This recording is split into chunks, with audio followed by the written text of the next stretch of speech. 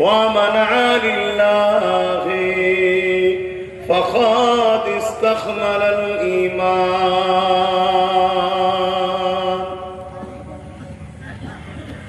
উপস্থিত হাজিরানে মজলিস, আমার আব্বা জানেরা, আমার নওজোয়ান তরুণেরা, যুবকেরা, ছোট ছোট বাচ্চারা, উলামা হযরত, হাফেজে কোরআন, নামাজি, মুত্তাকি, পরেজগার ইমাম সাহেব বলেরা, দূর দূরান্তে অবস্থিত আমাদেরই সকলের আম্মা ও বোনেরা, আসুন আমরা সকলে একত্রিত হয়ে সেই মহান স্রষ্টা রব্বুল আলামিনের শুকরিয়া আদায় করি, যিনি আমাদেরকে দয়া করে, বড় এহসান করে ইসলাম ধর্মের অনুসারী করেছেন। তাই বলুন আলহামদুলিল্লাহ। আমরা সহজে ইসলাম পেয়েছি, তাই হয়তো আমাদের গুরুত্ব অনেক কমে গেছে। ইসলাম এত বড় নিয়ামত, যে নিয়ামত আল্লাহ আমাদেরকে দিয়েছে, এই নিয়ামতের ঋণ কখনো আমরা শোধ করতে পারবো না। তাই আরো একবার শুকরিয়া আদায় করে বলি আলহামদুলিল্লাহ। আমার বাপেরা, ভাইয়েরা, আমরা ইসলাম ধর্মের অনুসারী, আলহামদুলিল্লাহ আমরা খুশি, আমরা আমাদের ধর্ম নিয়ে আনন্দিত। এই পৃথিবীতে হাজারো ধর্ম আছে, যার পছন্দ, যার আস্থা, যার বিশ্বাস, যার ভালোবাসা তার কাছে। আমরা কোন ধর্মের পক্ষে বিপক্ষে কোন রকম সমালোচনা আলোচনা করাকে পছন্দ মনে করি না, কোনো ইন্টারেস্টও নাই আমাদের। আমরা আমাদেরটা নিয়ে থাকি, আমরা আমাদেরটা নিয়ে বড় খুশি, আনন্দিত, আল্লাহ শুকরিয়া আদায় করি আলহামদুলিল্লাহ। তবে দুনিয়া জুড়ে ইতিহাস থেকেও পাওয়া যায় এবং বর্তমান আমরা নিজে স্বচক্ষে দেখছি, শুনছি, একদল ব্যক্তি, একদল অশুভ শক্তি, ইতিহাসও বলছে যুগে যুগে ইসলামের বিরোধী করেছে।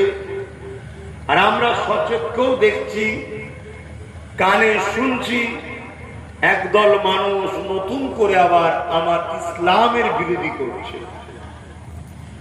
ইসলাম নিয়ে নানান নোংরা কথা, কটু কথা, মিথ্যা কথা দিন রাত 24 ঘন্টা তারা বলেই যাচ্ছে। তবে এটা মনে রাখবেন, আলহামদুলিল্লাহ, ইসলামের আলোচনার পক্ষে যারা থাকে তাদেরও যেমন আল্লাহ দুনিয়া আখিরাতে শান্তি দেয়। এই সমাজে কিছু লোক নিজের বাপ দাদর তো কোনো নাম নেই, যাদের নাম কামিয়ে নিজেরা ফেমাস হবে, সে লাইন তো পুড়ে বালি। ইসলামের বিরোধী করে সমাজের কাছে পরিচিত হওয়ার কিছু লোক মাথা ছাড়া দিয়েছে, যে চল কমসে কম ইসলামের বিরোধী করলে যদি লোক একটু চেনে। একদল লোক কখনো কোরআনের বিরুদ্ধে, কখনো রাসূলুল্লাহর বিরুদ্ধে, কখনো ইসলামের বিরুদ্ধে নানা রকম মিথ্যাচার ছড়াচ্ছে, ফেমাস হতে চাইছে, ফেমাস। দেখছে চলছে না, বাজারে কেউ চিনছে না, হঠাৎ করে বলল আজানে ডিস্টার্ব হচ্ছে, হই হই হই হই করে লোকটাকে চিনে গেল। আবার কোথায় কিছু নাই, নিজেই চরিত্রহীন, হঠাৎ করে দেখা যাচ্ছে আমার রাসূলুল্লাহ সামনে নোংরা কথা বলছে। এরকম সমাজে যুগে যুগে ছিল, শুনেছি ইতিহাসে। যেমন একটা নাম যদি আপনাদেরকে বলি, আপনারা হয়তো শুনেছেন, বুঝতে পারবে। খালিদ বিন মুগীরা নামে একটা ব্যক্তি, সে দিন রাত আমার ইসলাম নিয়ে, রাসূল নিয়ে নোংরা কথা বলত। ছোট বড় মিথ্যাচার করে দুনিয়ার মানুষ যখন মক্কায় আসতো কাজের মেলায়, তাদেরকে ধরে ধরে ধরে ধরে এইসব কথা শোনাতো। আমার রসুলের পাক সাল্লাল্লাহু আলাইহি সাল্লামের কানে এলো। আমার নবী মনে কষ্ট পেলেন যে আমি তো কখনো কারো বিরোধী করিনি, কাউকে আঘাত দিইনি, কারো মিথ্যাচার করিনি, কারো ক্ষতি চাইনি। আমি সবাইকে ভালোবাসা দিয়েছি, ভ্রাতৃত্ব দিয়েছি, মানববন্ধন দিয়েছি, মানুষের অধিকার, এতিম গরিব বিধবা অসহায়ের অধিকারের পক্ষে কথা বলি। তারপরও এরকম মিথ্যাচার করছে। রাসূল বড় কষ্ট পেলেন। আমার আল্লাহ আমার নবীকে সান্ত্বনা দিচ্ছেন, হাবিব, ওলীদ বিন মুগীরার কথায় আপনি কষ্ট পাবেন না। ওলীদ বিন মুগীরা হলো চোর, বদমাইশ, জালিম, খুনি, চরিত্রহীন। এভাবে আল্লাহ 10টা গুণ বলতে বলতে বলতে শত শেষে আল্লাহ বলছে, হাবিব, ওলীদ বিন মুগীরার কথায় আপনি মনে কষ্ট নেবেন না। ও হচ্ছে লুৎফায়ে হারাম, অবৈধ জারজ সন্তান। কে বলছে? বলবেন তো? কথা বলছে না তো? আল্লাহ বলছে। কোরআনে সূরা কালাম খুলে দেখো, সে থেকে প্রমাণ হয়ে গেল যুগে যুগেই যারা আমার রাসূলকে নিয়ে আঘাত দেবে তারা হলো লুৎফায়ে হারাম, তারা অবৈধ জারজ সন্তান। সেই দিন থেকে আল্লাহ প্রমাণ করে দিলেন। এই সমাজে আজও অনেক এরকম লুৎফায়ে হারাম আছে যারা সর্বসময় ঘুরিয়ে ফিরিয়ে বিভিন্ন দিক দিয়ে আমার ইসলাম কি, আমার রাসূল কি, আমার কোরআন কি নানা রকম ভাবে মিথ্যাচার করে ক্রিটিসাইজ করে। এরপরও আলহামদুলিল্লাহ, আল্লাহ শুকর, আমরা আমাদের রাসূল পেয়ে, কোরআন পেয়ে, ইসলাম পেয়ে, দ্বীন পেয়ে আমরা মহান সৃষ্টিকর্তা আল্লাহকে আল্লাহ বলে মেনে আমরা খুশি না বেজা? আরো একবার বলুন আলহামদুলিল্লাহ।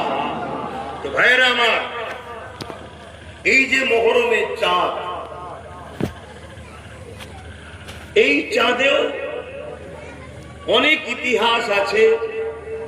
যে ইতিহাসটা আজকে আমাদের কাছে বেশি চর্চিত, আমাদেরকে যে ইতিহাস কখনো ভুলতে দেয়নি, সেটা হলো সৈয়দুস শুহাদা হযরতে ইমামে হুসাইন পাক রাদিয়াল্লাহু তাআলা আনহু হুজুরের ইতিহাস। এখানেও কিন্তু দেখুন, একদিকে হক আর একদিকে না হক। এখানে এজিদ নাহকের দিকে, জুলুমের দিকে, সন্ত্রাসের দিকে, অত্যাচারের দিকে, গরিবদেরকে লুটার দিকে, এমনকি রাসূলুল্লাহ যেগুলোকে হারাম করেছে, ইসলাম যেগুলোকে হারাম বলছে, এজিদ সেগুলোকে ক্ষমতার জোরে হালাল করে দিতে চেয়েছে। আজকে সিস্টেমটা একটুখানি চেঞ্জ হয়েছে। কি? আজকে লোক মাইকে মুখ দিয়ে চিৎকার করে বলছে, আমি হালাল খাবো না। একটু চেঞ্জ, এরাও আজকের জিত, কিন্তু একটু সিস্টেমটা চেঞ্জ হয়েছে। সেদিন জোর করে হারামকে হালাল করছে, হালালকে হারাম করে দিচ্ছে। আজকে এখন কি শুনছি, ব্যক্তিগতভাবে কেউ বলছে আমি হালাল খাবো না। এতে আমাদের কোনো অসুবিধা আছে কি? একটু হ্যাঁ কি না বলুন। কোনো অসুবিধা নেই ভাই, কে কি খাবে সেটা তো তার পছন্দ, ঠিক না? অনেকে তো গুগুরও খেয়ে ফেলেছে, তার পছন্দ তার কাছে, আমাদের তো কোনো আপত্তি নেই। কিন্তু আমার বলার বিষয়টা এটাই, আমাদের পছন্দ, এই পছন্দের উপরে এত টার্গেট কেন, এত আঘাত কেন? তোমার কি পছন্দ তোমার কাছে, তুমি কি খাবে তোমার ব্যাপার, তুমি কি করতে চাইছো তোমার ইচ্ছা, শুধু টার্গেট আমাদেরকে কেন? ইসলামের উপরে এত আঘাত কেন? এটাই আমাদেরকে বুঝতে হবে। ইসলামের উপরে আঘাত। ইসলাম শব্দের মানে যদি আমরা বুঝি তাহলে কিন্তু উদ্দেশ্যটা বুঝতে পারব। ইসলামকে এক কথায় আমরা জানি সালাম থেকে এসেছে ইসলাম, যার বাংলা মানে হলো শান্তি। কিন্তু ইসলামের ব্যাপক অর্থ কি? ইসলামের প্রথম কথা হলো একত্ববাদকে মানা। তামাম কায়নাতের একটাই সৃষ্টিকর্তা, লিল্লাহি মা ফিস সামাওয়াতি ওয়া মা ফিল আরদ। জমিন আসমানের একমাত্র মালিক কে? জোরে বলুন আল্লাহ। দ্বিতীয় হলো রিসালাতকে মানা, মুহাম্মদুর রাসূলুল্লাহ সাল্লাল্লাহু আলাইহি ওয়াসাল্লাম। এটা হলো প্রথম কথা। আপনি যখন এটাকে মুখ দিয়ে বলে দিল থেকে অন্তর থেকে বিশ্বাস করে মেনে নেবেন, আপনি ইসলামে এন্ট্রি হবেন। এবারে আপনার কাজ দুই ধরনের আছে, একটা ব্যক্তি জীবনের আর একটা সমাজ জীবনের। ইসলামের ব্যক্তি জীবনের সব থেকে ভালো কাজ হলো আফজাল ইবাদতি ইবাদাতুস সালাত, নামাজ। ইসলামের তেলাওয়াতের দিক দিয়ে সব থেকে আফজাল তেলাওয়াত হচ্ছে তেলাওয়াতুল কুরআন।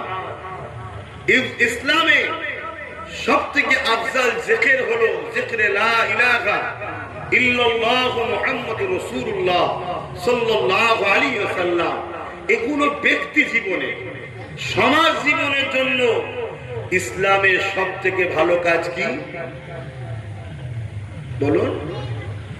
গরিব ক্ষুধার্তকে খানা খাওয়ানো। জোরে বলুন সুবহানাল্লাহ। যেটা আমার হোসাইন পাক করতেন, গরিবকে খাওয়াতেন, গরিবকে আশ্রয় দিতেন। গরিবের ধর্ম নয়, গরিব মানুষ দেখলে তাকে সাহায্য আর ইমাম পাক করতেন। আর এজিদ ছিল কি? গরিবদের ঘরে লুটত, আরো গরিব বানাও। কারণ কি? এজিদ দেখছে মানুষ যদি গরিব না হয়, ক্ষুধার্ত না হয়, অভাবী যদি না হয়, তাহলে মানুষকে গোলাম বানানো যাবে না। তাহলে আজকেও এজিদ আছে, এরাও দেখছে ইসলাম বলছে ক্ষুধার্ত মানুষকে খানা খাওয়ানো সব থেকে ভালো কাজ। তাহলে ইসলাম এই মেসেজ যদি সব জায়গায় ছড়াতে থাকে, তাহলে ক্ষুধার্ত মানুষকে খানা খাওয়ানো হবে। ক্ষুধার্ত মানুষের যখন খানা পেয়ে যাবে, তাকে আজকের এজিদরা গোলাম বানাতে পারবে না। এই তারা দেখছে প্রথম ইসলামকে বন্ধ করে দাও, ইসলামের এই প্রচারকে বন্ধ করে দাও, ইসলামের এই কালচার এই শিক্ষাকে বন্ধ করে দাও। তাই গায়ে জোর দিয়ে তারা ইসলামকে মিটাবার চেষ্টা আজও চালাচ্ছে। সেদিন Abu Jahl, Utba, Saiba, Abu Lahab, Umayya, Rome, পারস্য, কেসরা, কাইসার সবাই মিলে চেয়েছিল মুহাম্মদুর রাসূলুল্লাহকে মিটিয়ে দেব সাল্লাল্লাহু আলাইহি ওয়াসাল্লাম, মিটিয়ে দেব। সেদিন তারা মিটে গেছে, আমার রসুলকে মিটাতে পারেনি। আজও রসুলের দিনকে যারা মিটাতে চাইছে তারা মিটে যাবে ইনশাআল্লাহ। নবীর দিনকে মিটাতে পারবে না। জোরে বলুন সুবহানাল্লাহ। কত কষ্ট দিয়েছে আল্লাহ নবীর সাহাবা হুজুরগুলোকে জোর করে ধরে ধরে গরম বালির উপরে চিৎ করে শুইয়ে দিয়ে বুকের উপরে বাড়ি পাথর চাপিয়ে দিয়েছে।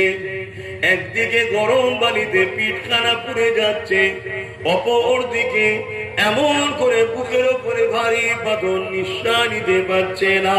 এ আবু জেহেল, কেন তোরা আমার উপরে জুলুম করিস? ইসলাম ছেড়ে দাও, মুহাম্মদ রাসূলুল্লাহকে ছেড়ে দাও। কেন? ইসলাম কি করেছে? ইসলাম তো মানবতার নাম, ইসলাম তো ভ্রাতৃত্বের নাম, ইসলাম তো একতার নাম, ইসলাম তো সাহায্য করার নাম, ইসলাম তো বস্ত্রহীনকে বস্ত্র দিবার নাম, ইসলাম তো ক্ষুধার্ত মানুষকে খানা খাওয়াবার নাম, ইসলাম তো অসহায়কে আশ্রয় দিবার নাম, ইসলাম তো জুলুম করতে বলেনি, ইসলাম তো অত্যাচার করতে বলেনি। আমরা কারোর উপরে জুলুম করি না, আমরা কাউকে লুটি না, কারোর উপরে আঘাত দিই না? কেন তোমরা আমাদের উপরে এত জুলুম করছো? না তোমরা গরিবকে ভালোবাসো, তোমরা এতিমকে ভালোবাসো, তোমরা বিধবাকে ভালোবাসো, তোমরা অসহায়কে ভালোবাসো, তোমরা সমাজের মুখে মানবতা প্রতিষ্ঠিত করতে চাইছো, আর আমরা জুলুমের সাম্রাজ্য তৈরি করে মানুষের খোদা হওয়ার স্বপ্ন দেখতে চায়। তাই তোমরা বেঁচে থাকতে আমাদের এই স্বপ্ন আধুরা থেকে যাবে। তাই তোমাদেরকে হয় আমাদের দিকে ফিরে আসতে হবে, আমাদের অন্যায় জুলুমের দিকে আসতে হবে, নচেত তোমাদেরকে মেরে ফেলা হবে। সাহাবা হুজুররা কি বলেছিল? এ সালিমা বুঝেন, শুনে রেখে দে, আমরা মরে যেতে রাজি, আল্লাহ রসুল ছাড়তে রাজি নয়। আজকেও সেম জিনিস চলছে না, চলে না? কখনো কারো ধারেও নেই, পাচে নেই, কিছুতে নেই। ইসলাম কখনো কিছু করছে? হ্যাঁ, তারপরেও যখন ঘুরিয়ে ঘুরিয়ে ঘুরিয়ে ঘুরিয়ে সেদিন রসুলের পিছনে লেগেছিল, আজকে নবীর দ্বীনের পিছনে লেগেছে। ইসলামটা কি? আমার নবী যেটা করেছে ওটাই তো। তা'মুরুনা বিল, ইসলামটা হলো মা আতাকুমুর রাসূল ফাখুযুহু ওয়া মা নাহাকুম আনহু ফান্তাহু। নবী যা আদেশ করেছে ওটা মেনে নেওয়া, নবী যেটা নিষেধ করেছে ছেড়ে দেওয়া, এটাই তো ইসলাম।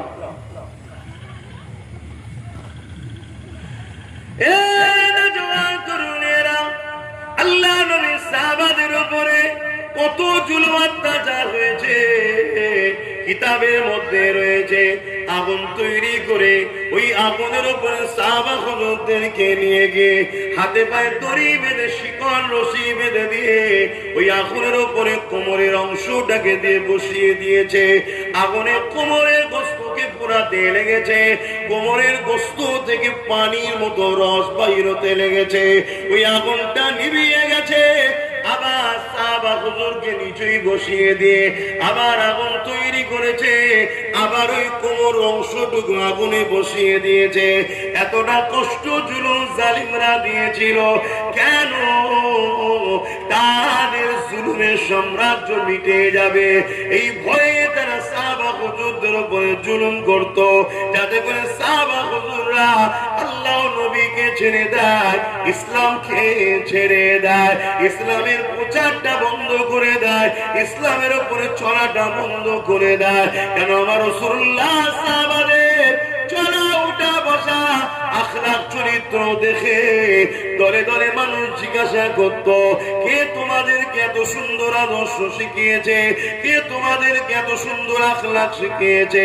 কে তোমাদেরকে এত সুন্দর ভদ্রতা শিখিয়েছে? কে তোমাদেরকে এত সুন্দর চরিত্রবান বানিয়েছে? তারা বলতো মুহাম্মাদুর রাসূলুল্লাহ। দলে দলে আমার নবীর কাছে তারা আসতো, আমার নবীর কথা বাংলা আখলাক চরিত্র দেখে তারা জুলুমের রাস্তা ছেড়ে দিয়ে, অন্যায়ের রাস্তা ছেড়ে দিয়ে, খুনের রাস্তা ছেড়ে দিয়ে, লুটের রাস্তা ছেড়ে দিয়ে, দাঙ্গা ফাসাদ সন্ত্রাসী রাস্তা ছেড়ে দিয়ে, আমিন আল্লাহর হাতে হাত দিয়ে ঈমানের নূরে কালেমা পড়ে দলে দলে ইসলাম কবুল করে নিয়েছে। আরো জোরে বলুন সুবহান। দোকানের খদ্দের যখন চলে যাবে, দোকানদার ভালো নজরে নেবে? বলুন, আজও সেই জিনিস চলছে। এত চেষ্টা করছে আমেরিকা, এত চেষ্টা করছে ফ্রান্স, এত চেষ্টা করছে ব্রিটেন, এত পৃথিবীর সুপার পাওয়ার গুলো চেষ্টা করছে কি করে ইসলামকে মিটিয়ে দেওয়া যায়, কি করে মুসলমানদের নাম নিশানাকে বন্ধ করে দেওয়া যায়, কি করে ইসলামের কোরআনের প্রচারকে বন্ধ করা যায়। এরপরও তারা মুক্তি পাচ্ছে। বলবেন তো, দলে দলে দলে দলে পৃথিবী বিখ্যাত বিখ্যাত শিক্ষিতরা, পৃথিবী বিখ্যাত বিখ্যাত শিক্ষিতরা, বড় বড় ধর্মের ধর্মগুরুরা, পৃথিবী বিখ্যাত, তারা সব দলে দলে ইমানের কালেমা পড়ে মুহাম্মদ রসুলের দিনে চলে আসছে। জোরে বলুন সুবহান। কারবারে দিলে কারবারিতে রাগ হবে না হবে না? সেদিন এজিদেরও রাগ হয়েছিল, আবু জেহেল, উতবা, সাইবা, উমাইয়ার রাগ হয়েছিল। হযরতে বেলালের মতো একজন খরিদ করা গোলামকে উমাইয়া কিনেছিল, কিন্তু বেলাল দিয়ে দিয়েছে আল্লাহ রসুলকে। উমাইয়া যখন খবর পেল, হযরতে বেলালের কোমরে রশি পরিয়ে গলায় বেড়ি দিয়ে মক্কার বাজারে টেনে টেনে টেনে টেনে নিয়ে এসে তাকে মা ঘোর জুলুম অত্যাচার করছে সবাই মিলে। কি করেছে হযরতে বেলাল? চুরি করেছে না, খুন করেছে না, চরিত্র হরণ করেছে না, কি করেছে না? উমাইয়া বলছে, আমাদের যে রাস্তা, আমার কেনা গোলাম আমার পক্ষে না থেকে মুহাম্মদ রাসূলুল্লাহ দিকে চলে গেছে, তাই একে মারা হচ্ছে, পিটা হচ্ছে, যাতে করে মুহাম্মদ রাসূল ছেড়ে দেয়। আজও বাপেরা সমাজের বুকে আমরা দেখছি একদল মানুষেরা আমাদেরকে বিভিন্ন জায়গায় জুলুম করছে, ভিড় আমাদেরকে পিটাচ্ছে, মারছে, বিভিন্ন স্লোগান দেওয়ার জন্য প্রেসার দিচ্ছে। এ নওজওয়ানেরা মনে রেখে দেবেন, এটা নতুন নয়, যুগে যুগে এরকম হয়েছে। তবে সেদিন আর আজকের মধ্যে একটা পার্থক্য বড় হয়েছে, সেটা হলো এটা, সেদিনে মুসলমানদের মধ্যে যে ইমানের পাওয়ার ছিল, ওই পাওয়ার কিন্তু আজকে মুসলমানদের মধ্যে না।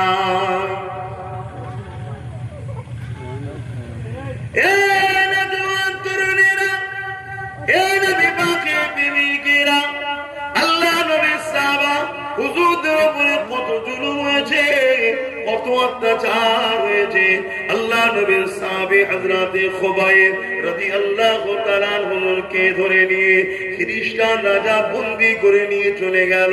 নিয়ে গিয়ে হযরতে খুবাইব হুজুরের সাথীরা সবাই সাথে রয়েছে, সবাইকে লক্ষ্য করে বাদশা বলতে লেগেছে, এ খুবাইব, তোমরা যদি আমাদের দলে চলে আসো, আমাদের দিকে চলে আসো, অনেক পদ দেবো, সম্মানিত করব, অর্থ দেবো। আল্লাহ নবী সাহাবারা কি বলেছিলেন? এ জালিম হুকুমাত, মুহাম্মদ রাসূলুল্লাহর গোলামকে আকাশের চাঁদ দিয়েও কিনা যাবে না।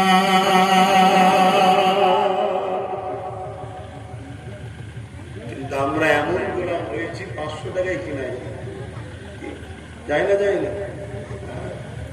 এরা কি হাকিকাতে গোলাম না গোলাম সেজেছে? সেজেছে।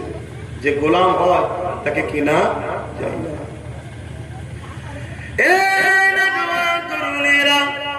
আল্লাহ নবীর সাহাবা হুজুরদের উপরে কত জুলুম হয়েছে।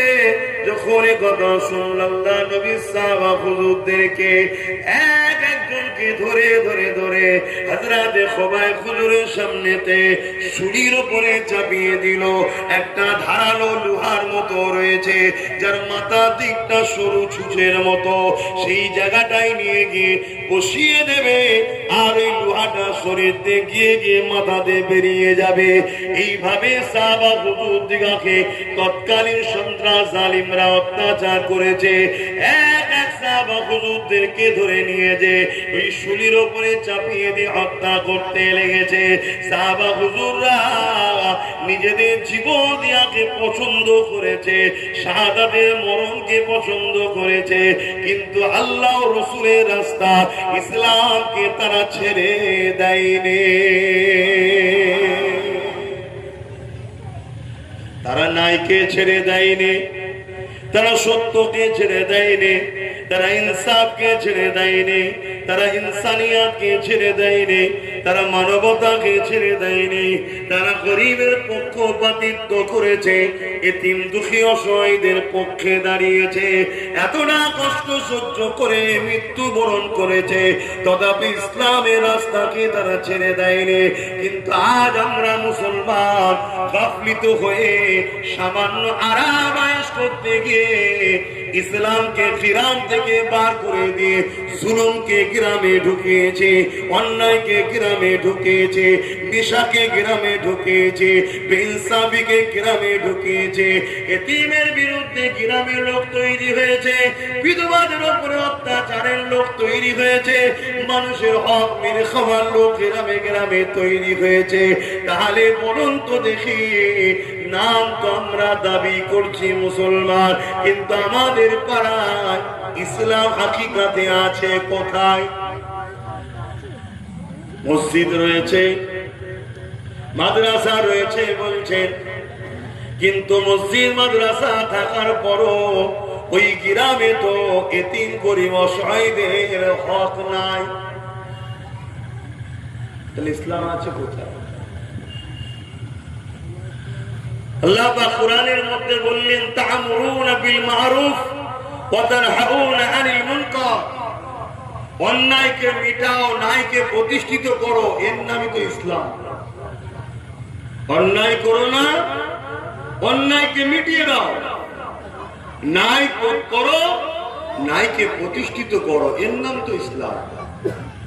আছে, এজন্যই তো আজ আমরা বিপদে পড়েছি। আল্লাহ আমাকে আমাদেরকে হেদায়েত করেন, বলুন আল্লাহুম্মা আমিন। কত কষ্ট করে আমাদের কাছে একটা শান্তির সমাজ নবী, সাহাবারা, ইমাম পাকরা আমাদের কাছে দিয়ে গেছে। আজকে সেই ইসলামকে আমরা সহজে পাওয়ার জন্য তাকে আমরা নিজেরাই, নিজের গ্রামে আমরা নিজেরাই ক্ষতি করে ফেলেছি। কি দেয়নি আল্লাহ আমাদেরকে? 56টা দেশ দিয়েছে, প্রতিটা দেশের তলাতে পৃথিবীর দামি দামি সম্পদ, তেল, হিরে, সোনা সব আমাদের দেশের পায়ের তলাতে।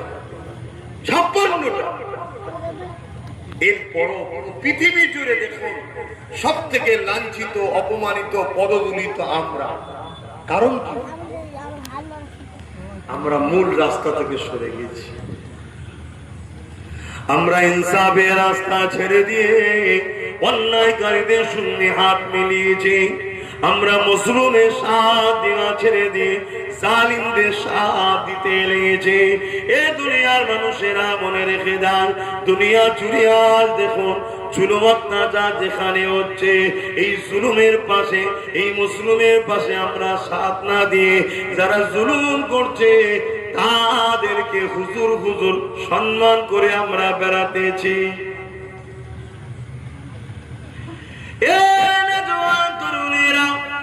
অথচ আমার ইমাম পাক তিনি কেন নমরুদ এমন করে এজিদের বিরোধী করেছিলেন? এজিদ জালিম ছিল, অত্যাচারী ছিল, এই জন্য ইমাম পাক বিরোধী করেছিলেন। অথচ ইমাম পাককে আল্লাহ পাক কত বড় নিয়ামত দান করেছিলেন। দুনিয়ার বুকে জান্নাতে শুধু সার্টিফিকেট নয়, জান্নাতের সার্টিফিকেট তো আরো 11 জন সাহাবা হুজুররা পেয়েছে। জান্নাতের সার্টিফিকেট শুধু নয়, ইমাম হোসেন পাক, হাসান পাক জান্নাতি যুবকদের সরদারের সার্টিফিকেট পেয়ে গেছে। ইমাম হোসেন পাকেরও নামাজ ছিল, ইমাম হোসেন পাকেরও রোজা ছিল, ইমাম হোসেন পাক হজ করেছে, ইমাম হোসেন পাকেরও দাড়ি, টুপি, জুব্বা, পাগড়ি ছিল। এসব কিছু থাকার পরও ইমাম হোসেন পাক অন্যায়ের বিরুদ্ধে লড়েছে। কেন? কেন আল্লাহ বলেছেন, তা'মুরুনা বিল মারুফ ওয়া তানহাউনা আনিল মুনকার। অন্যায়কে মিটাও, এটা তোমায় কাজ দিলাম। এ উম্মতে মুহাম্মাদি, আল্লাহ আমাদেরকে শ্রেষ্ঠ উম্মত করেছে। কুনতুম খায়রা উম্মাতিন, এজন্য শ্রেষ্ঠ উম্মত করেছে। আল্লাহ আমাদেরকে দুটো কাজ দিয়েছে।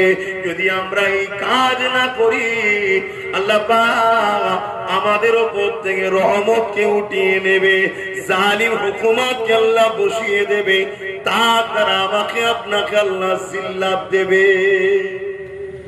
কোরআনে আল্লাহ বলছে। আমরা আমাদের কাজ ভুলে গেছি, আমাদের যে কাজ, সে কাজ আমরা ছেড়ে দিয়েছি, ভুলে গেছি। তাই আসুন জুলুমের বিরুদ্ধে ঐক্যবদ্ধ হন। গরিব দুঃখী এতিম অসহায়দের পাশে দাঁড়া, তবেই তো আমরা হোসাইনি মুসলমান হতে পারবো। মুসলমান তো দুই ধরনের, একটা এজিদি মুসলমান, একটা হোসাইনি মুসলমান। সেদিন এজিদের দলে কারবালাতে ৭২ জন ছিল, এই হোসাইন পাকের দলে কারবালাতে ৭২ জন ছিল, আর এজিদের দলে ২৫,০০০ ছিল। এই ২৫,০০০-এর মধ্যে ১৩,০০০ ছিল হাফেজ, আলেম, মুফতি। তাহলে মুসলমান তো দুদিকেই, বুঝছেন তো আমার কথা নাকি? মুসলমান তো দুদিকে। এজিদেরও তাবু তৈরি হয়েছে, এজিদ বাহিনী, আর হোসাইন পাকেরও তাবু তৈরি হয়েছে। আজান দুই তাবুতেই হচ্ছে। আজও আজান দুই ধরনের আছে। আপনি আজান দেখে অজ্ঞান হয়ে গেলে ঠকবেন। আপনাকে খেয়াল করতে হবে আজানটা হোসাইনি পক্ষে না এজিদের পক্ষে।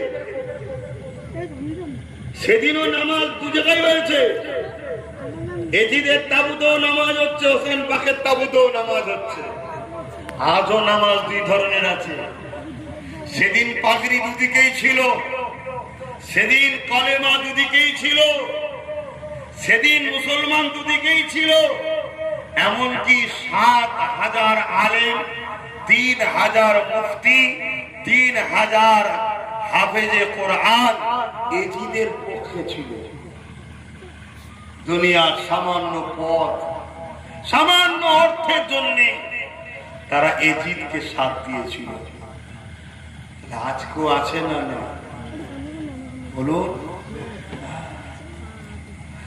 বাবেরা, নজওয়ান তরুণেরা, যুগে যুগে ইসলামের উপরে আঘাত হয়েছে, তবে বাইরের আঘাত যারা দিয়েছে ক্ষতি করতে অতটা পারেনি যতটা ক্ষতি ঘরের ভেতরের আঘাতটা দিয়েছে।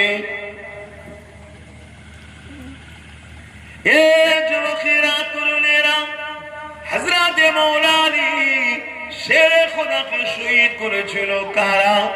কুফার দামেস্কের জুমা মসজিদেতে হযরতে মাওলা আলী ফজরের নামাজের ইমামতি করছে। হুজুরের পিছনে যারা ইক্তেদা করে নামাজ পড়েছিল তাদের মধ্যে থেকে মুনাফিক ছিল, তারা মাওলা আলীকে শহীদ করে দিয়েছে। হযরত উসমান গনি রাদিয়াল্লাহু তাআলা হুজুরকে শহীদ করেছে কারা? হযরত উসমান গনির সাথে ৪০ দিন পর্যন্ত নামাজ পড়েছে, তাদেরও পাগড়ি টুপি দাঁড়িয়ে ছিল, তারাও নবী পাকের কালেমা পড়তো। ইমামে হযরতে আমিন করে উসমান গনি হুজুরকে শহীদ করেছে। যুগে যুগে যুগে এই মুনাফিক মুসলমানদের দ্বারা ইসলামের চরম ক্ষতি হয়েছে। আজ আমাদের সমাজে কিছু মুনাফিক মুসলমান রয়েছে যারা তোমাকে আমাকে নামাজটা শুরু দিয়েছে, রোজাটা শুরু দিয়েছে, এক কথায় ব্যক্তি জীবনের দিনটা দিয়েছে, সমাজ জীবনের দিনটা দেয়নি। অথচ আল্লাহ পাক জানিয়ে দিলে, এ দুনিয়ার মানুষেরা, তুমি নামাজ পড়েছো আর তোমার প্রতিবেশীর যদি হক না আদায় করতে পারো, তোমার নামাজ কিয়ামতের দিনে আল্লাহ পাক নেবে না। তাহলে নামাজ যেমন আল্লাহর জন্য তোমাকে আদায় করতে হবে, ঠিক তেমনি তোমার প্রতিবেশী হকুন নাস, এদেরও একটা হক আছে, এই হকটাকেও তোমাকে আদায় করতে হবে। কিন্তু আমাদেরকে একটা দিয়েছে আর একটা দেয়, ভেতর থেকে আমাদেরকে কুড়ে কুড়ে খেয়ে আজকে আমরা এই বিপদে পড়েছি। আজ আমাদের মধ্যে সেই চেতনাই নাই যে নামাজের থেকে অনেক বড় ফরজ হলো অন্যায়ের বিরুদ্ধে লড়াই করা। সেই শিক্ষাও নাই, সেই চিন্তাও নাই, সেই চেতনাও নাই। কারণ নামাজ আপনি পড়বেন আপনার ফায়দা, সমাজের কোনো ফায়দা নাই। আর সমাজ থেকে যদি অন্যায়কে মিটিয়ে দেন, পুরো মানুষ জাতির ফায়দা, সমাজের ফায়দা। এই শিক্ষাটা আমাদেরকে প্ল্যান মাফিক চেপে দেওয়া দিতে দেয়নি। আর এই জন্যই তো আজ আমাদের হাত থেকে সব ফাঁস কাটছে, সব ফাঁস কাটছে। আজ থেকে ১০০ বছর পিছিয়ে যান না, এই আমেরিকা, এই ফ্রান্স, এই ব্রিটেন, এই জার্মান, জাপান আমাদের দরবারে এসে দাঁড়িয়ে থাকতো, সুলতান আব্দুল হামিদের কাছে এসে দাঁড়িয়ে থাকতো, হাত পেতে ইজাজত দিলে ঢুকতে পারতো, কথা বলতো, আমরা যা বলতাম সেটা শুনতো। কিন্তু আজ পুরো দুনিয়া আমাদের হাত দিয়ে ফসকে ফসকে ফসকে ফসকে আজ এমন জায়গায় আমরা চলে গেছি, এই সমাজে কুকুর মারলে আন্দোলন হবে, বিচার হবে, মুসলমান মারলে তাকে পুরস্কার দেওয়া হবে। হচ্ছে না? এটা আমাদের কর্মের ফল। কেন আমাদের মেন্টালিটি থেকে ওইটাই সরে গেছে যে জুলুমের সাথ দিতে নাই, জুলুমের বিরোধী করতে হয়। এটা আমরা ভুলে গেছি। এই সমাজের হাজারো বিধবা কাঁদছে, এই সমাজে হাজারো এতিম কাঁদছে। এতক্ষণ পরে যদি মোবাইল ব্যস্ত, এই সমাজের হাজারো গরিব কাঁদছে, তাদের একটা বদদুয়া আছে না? না আপনি হয়তো কাউকে লোটেন নে, কিন্তু যারা লোটে তাদের তো বিরোধীও করেন নে, তার মানে আপনি তাকে সাপোর্টই করছেন যে ঠিক কাজই করছে। যদি ভুল করতে রুখতেন, ওর বদদুয়া যে লুটেছে সে তো পাবে, শাস্তি পাচ্ছে, তখন ডিম খাচ্ছে, দেখছেন শাস্তি পাচ্ছে, আরো পাবে। কিন্তু আমি তুমি ওর বিরোধী না করার জন্য তোমাকে আমাকেও শাস্তি দিবার জন্য আল্লাহ জালিমকে বসে দিয়েছে। তুমি আমি কি রেহাই পাওয়া মনে করছো? তোমার আমার সবার ডিস্টার্ব হবে, তোমার আমার সবার অসুবিধা হবে। কেন? আমি তুমি চুপ ছিলাম জুলুমের বিরুদ্ধে। আসেন আল্লাহ পাকের কাছে তওবা করেন, আল্লাহ পাকের কাছে ক্ষমা চান। নামাজ যেমন পড়তে হবে, রোজা যেমন রাখতে হবে, মালদারদের হজ যেমন করতে হবে, যাকাতটাও প্রকৃত গরিব যেন পায়, এটাকে আপনাকে মাথায় রাখতে হবে। আমরা তো যাকাত দেওয়ার সিস্টেমটাই ভুলে গেলাম।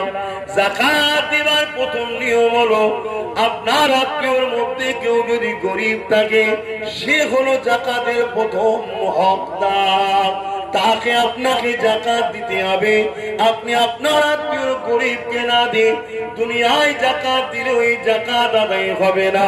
যদি আত্মীয়র মধ্যে গরিব না থাকে, তাহলে আপনার গ্রামের মধ্যে প্রতিবেশীর মধ্যে কেউ গরিব আছে কি দেখো। যদি প্রতিবেশীর মধ্যে কেউ গরিব থাকে, তবে তাকে যাকাত আপনাকে দিতে হবে। যদি প্রতিবেশীর মধ্যে কেউ গরিব না থাকে, সবাই যদি ধনী হয়ে যায়, তখন আপনি পৃথিবীর যে কোনো গরিবকে যাকাত দিতে পারবেন। তবে শর্ত হলো ইমানদারকে দিতে হবে। এবার ইমানদার খুঁজে কোথা পাবেন? দাড়ি থাকলেই যে ইমান তা নয়, টুপি পরলেই যে ইমান তা নয়, রোজা রাখলেই যে সে ইমানদার এমনটা নয়, নামাজ পড়লেই যে সে ইমানদার এমনটা নয়। কেন ৭২ দল জাহান্নামে যাবে, ওই ৭২ দলে দাড়ি টুপি নামাজ মসজিদ মাদ্রাসা সবই আছে। শুনছেন? এগুলো ভালো কাজ, এগুলো ইমান নয়। নামাজ রোজা দাড়ি টুপি ভালো কাজ, ইমান তাহলে কি?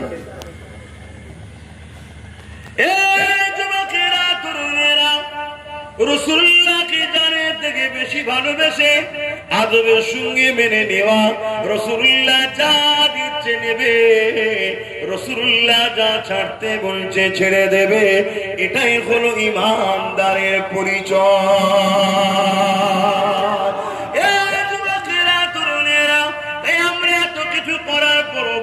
হচ্ছে না, কোন জায়গায় তো গন্ডগোল আছে। কেন? আল্লাহর ওয়াদা তো কখনো মিথ্যা হতে পারে না।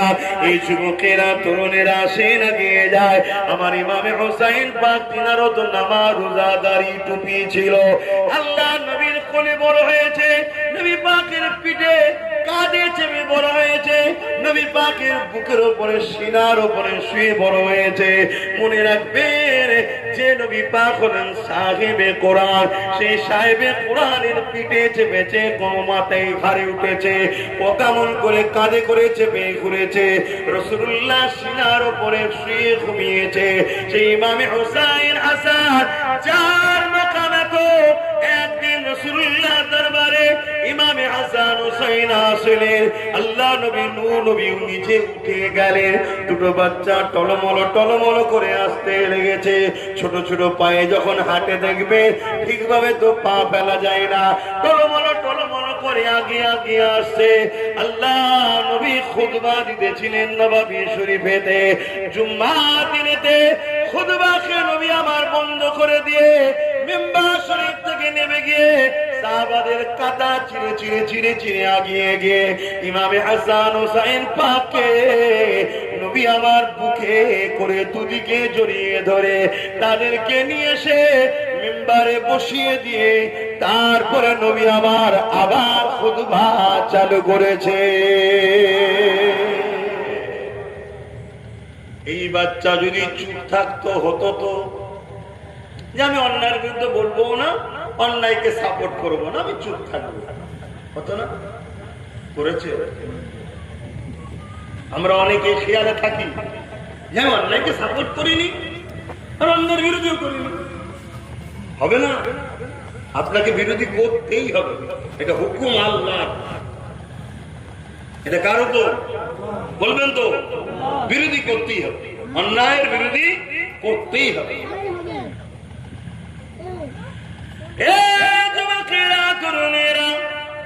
আল্লাহ নবীর নওয়াসা ইমামে হাসান হুসাইন পাক শিশুবেলাতে দুই ভাই হাতে লিখা করেছে।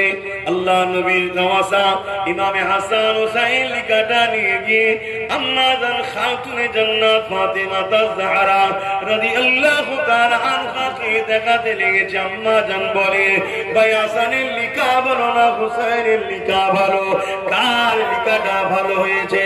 আম্মা জান খাতুনে জান্নাত ফাতেমা তাজহারা রাদিয়াল্লাহু তাআলা আনহা বাচ্চা দুটোর মুখে দিয়ে তাকাচ্ছে, একবার হাসানের দিকে তাকায় আর একবার হোসেন পাকের দিকে তাকায়। তাকিয়ে খাতুনে জান্নাত বললেন, এই দুটো বাচ্চার মধ্যে কোন বাচ্চার পক্ষ আমি নি? আমি যদি হাসানের লিখা ভালো হয় বলেছি তাহলে হোসেন মনে দুঃখ করবে, আর হোসেনের লিখা যদি ভালো হয় বলি হাসান মনে দুঃখ করবে। এই দুটো বাচ্চাকে আল্লাহ নবী ভালোবাসেন, এই দুটো বাচ্চার কাউকে দুঃখ দেওয়া যাবে না। এই জন্য খাতুনে জান্নাত বললে, বাবা তোমাদের হাতে লিখাটা নিয়ে তোমাদের আব্বা জান মওলা আলী শেরে খোদার কাছে চলে যাও, তিনি উত্তম ফয়সালা করে দেবে।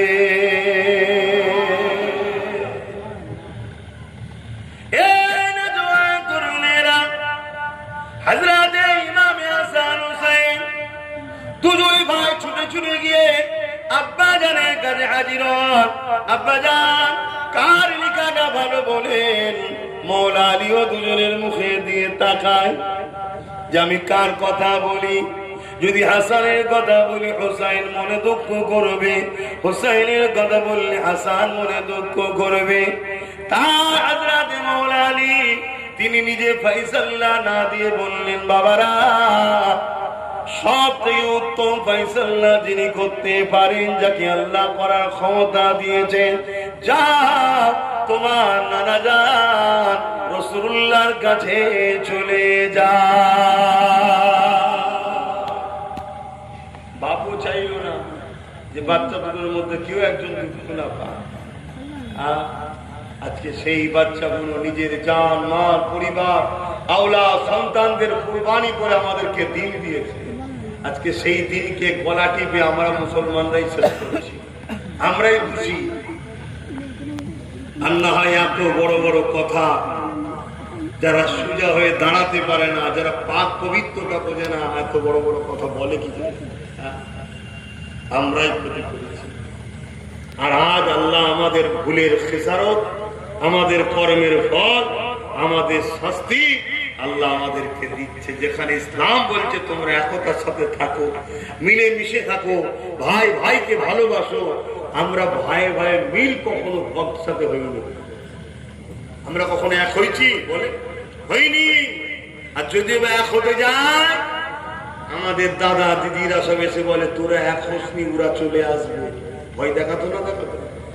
এক হইনি তাও এসে গেছে, এবার কি হবে? এখনো এক হওয়ার চিন্তা ভাবনা আছে? তাও না। এখনো এক বাড়ির ছেলে 4 ভাই 4 দিকে মুখ করে বসে আছে, একদিকে ও একদিকে ও একদিকে। তাহলে বলো,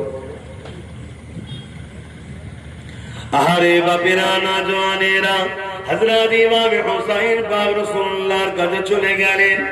নানা জান, কার হাতে লিখাটা ভালো বলেন? এ যুবকেরা, আল্লাহ নবী সাহাবা হুজুরদের নিয়ে আলোচনার মধ্যে ছিলেন। যখন হাসান হুসাইন পৌঁছালো, কতটা ভালোবেসেছেন দেখেন।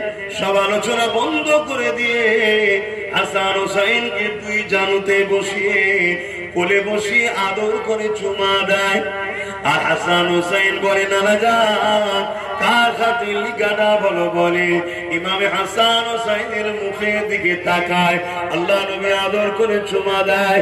আর নবী পাক বলেন, ইমামে হাসান হুসাইন, তোমরা লিখেছো তোমাদের বিধিকার ফাইসালা স্বয়ং আল্লাহ তিনি উত্তম করবে। স্বয়ং রাসূলুল্লাহ চাইলেন না যদি আমি হাসানের পক্ষ নিই হোসাইন কষ্ট পাবে, হোসাইনের পক্ষ নিলে হাসান কষ্ট পাবে। এই রাসূলুল্লাহ হাসান হোসেন কাউকে কষ্ট দিতে চাইল না।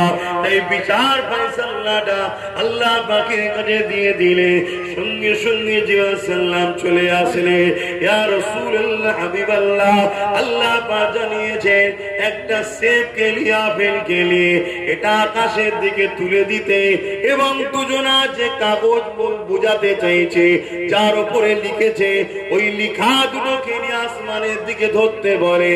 4 পাতে পড়বে, তার লিখাটা উত্তম হয়েছে, এটাই ফয়সালা হয়ে যাবে।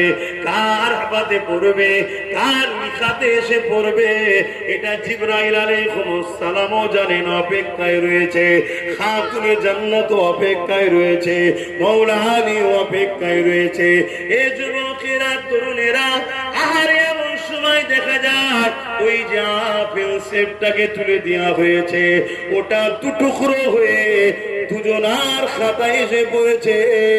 আমার আল্লাহ পাক বলে দিলেন, আমার হাবিবেরে, এই বাচ্চা দুটোকে আমি আল্লাহ পাক ব্যথা কষ্ট দিতে চাই না। সেই বাচ্চা দুটোই একজন শহীদে জাহিরি আর একটা শহীদে বাতিনি হলো কেন? শহীদের 2টো সাইড আছে, প্রতিটা জিনিসের 2টো সাইড আছে। একটা হলো তার বাহ্যিক, একটা তার আভ্যন্তরীণ।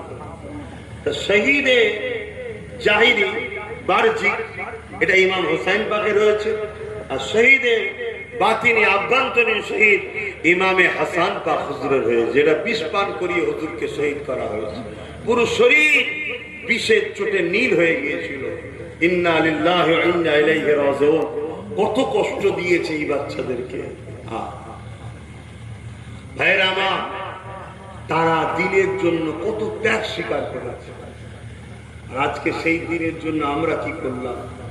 কখনো আমার রাসূলুল্লাহ দিনের জন্য নিজের পাড়াতে নিজেরা কখনো কোন অন্যায়ের বিরুদ্ধে রুখে দাঁড়িয়েছে? আমরা কোন জুলুমের বিরুদ্ধে রুখে দাঁড়িয়েছে? আমরা করিনি।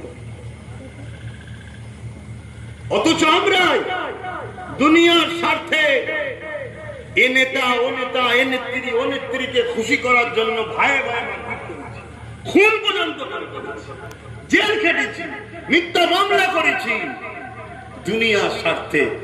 আল্লাহ আমাদেরকে ছেড়ে দেবে? এখন এমন হুকুমত বসে গেছে, সবার অবস্থা খারাপ করতে দেবে।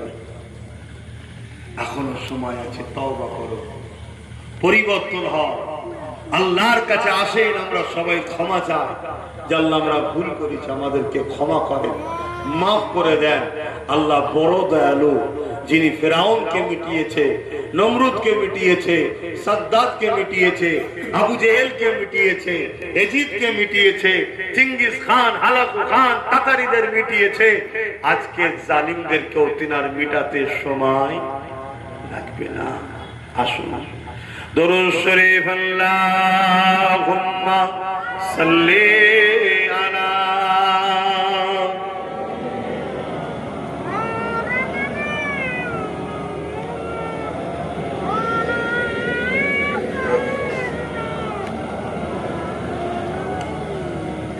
যাদের হৃদয়ে আছে আল্লাহর ভয়,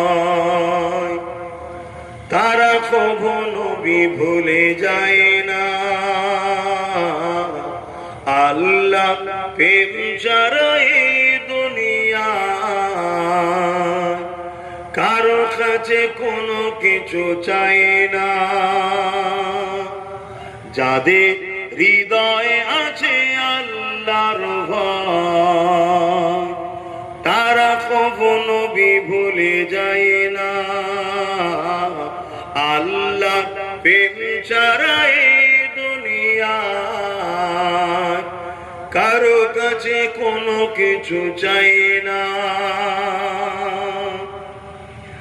রাতের আধারে যারা সিজদাতে রয়, দু চোখের আশাতে নদী যেন বয়। তোমরা মোবাইলে ব্যস্ত, এগুলো করো কেন? রাতের আধারে যারা সিজদাতে রয়, দেখেন না তাহলে আমাদের মরা দরকার আছে না? এত কিছু ঘটছে তারপর আমরা সিধে হয়েছি, তাহলে আমাদের মরা দরকার। যদি কোটি খানিক মরার পরে বাকিগুলো যদি শুধরে যায়, ভয়ে চাপে পড়ে হলেও যদি শুধরে যায়, আর যদি এইভাবেই চলতে থাকে তাহলে তো সব একদিন শেষ হয়ে যাবে। আল্লাহর পক্ষ থেকে আযাব আসবে, সে আযাব তো কোনোভাবে রুখা যাবে না। জালিম হুকুমাতের বিরুদ্ধে তো লড়াই করা যায়, যেমন বিগত সরকার জুলুম করেছে, লড়াই হয়েছে, আর হয়েছে, আল্লাহ তাকে খতম করে দিয়েছে। আবার নতুন করে হুকুমত বসাতে সে জুলুম করবে, আর করবে, লড়াই করবে, আল্লাহ এটাও খতম করে দেবে। কিন্তু আল্লাহ যদি গজব পাঠায়, লড়াই করে রুখতে পারবে? আল্লাহ যদি ভূমিকম্প দেয়, বলে আল্লাহ যদি খরা দিয়ে দেয়, খরা, খাবার তো পাবেন না, খাবেন কি? এই যে পানি আমরা কল থেকে, টিউবওয়েল থেকে তুলছি, আল্লাহ যদি পানির লেয়ারকে নেভিয়ে দেয়, কি হবে? ক্ষমতা আছে পানি বার করার? এগুলো ভাবে, আল্লাহকে ভয় করে। আল্লাহ নবী সাহাবা হুজুরদের বলেছিলেন, একটা সময় আসছে আমার উম্মতরা প্রচুর মার খাবে। সাহাবা হুজুররা জিজ্ঞেস করলেন, হুজুর আমার ভাইদের সংখ্যা কি কম হবে? আল্লাহ নবী বললেন, না, সংখ্যা তাদের কম নয়, সংখ্যা তাদের অনেক হবে। তাহলে আমাদের সংখ্যা কি কম? বলুন না, আমাদের সংখ্যা অনেক। আজকে অনেকে বলছে যে ওরা ছাড়াও ক্ষমতায় আসা যায়, চুরি করে সবকিছু করা যায়। কথা বুঝে আসছে না? অত সহজ নয়, সংখ্যা আমাদের অনেক। কিন্তু তারপরও রাসূলুল্লাহ বললেন, যেমন ক্ষুধার্তরা কোন খাবারের উপরে ঝাঁপিয়ে পড়ে, আমার উম্মতের উপরে এভাবে ঝাঁপিয়ে পড়বে, তাদেরকে মেরে মেরে মেরে মেরে হত্যা করতে হবে। আজকে ঘটছে না? ঘটে না? রাসূলুল্লাহর কথা তো মিলছে। আমার আলোচনা আপনার অসুবিধা হচ্ছে? আমার একটু কষ্ট হচ্ছে। অনেকদিন পর আজকে রোজা রেখেছিলাম, আর ইফতার করেই চলে আসতে হয়েছে, ধরেন না, খাওয়া দাওয়া করে। কেন বেলা তখন বড়, 6:30টার দিকে তো আজান হচ্ছে, জানান হাই ফাই করছে, খাওয়া দাওয়া করে এসে উঠে পড়েছে, ওই জন্য কষ্ট হচ্ছে।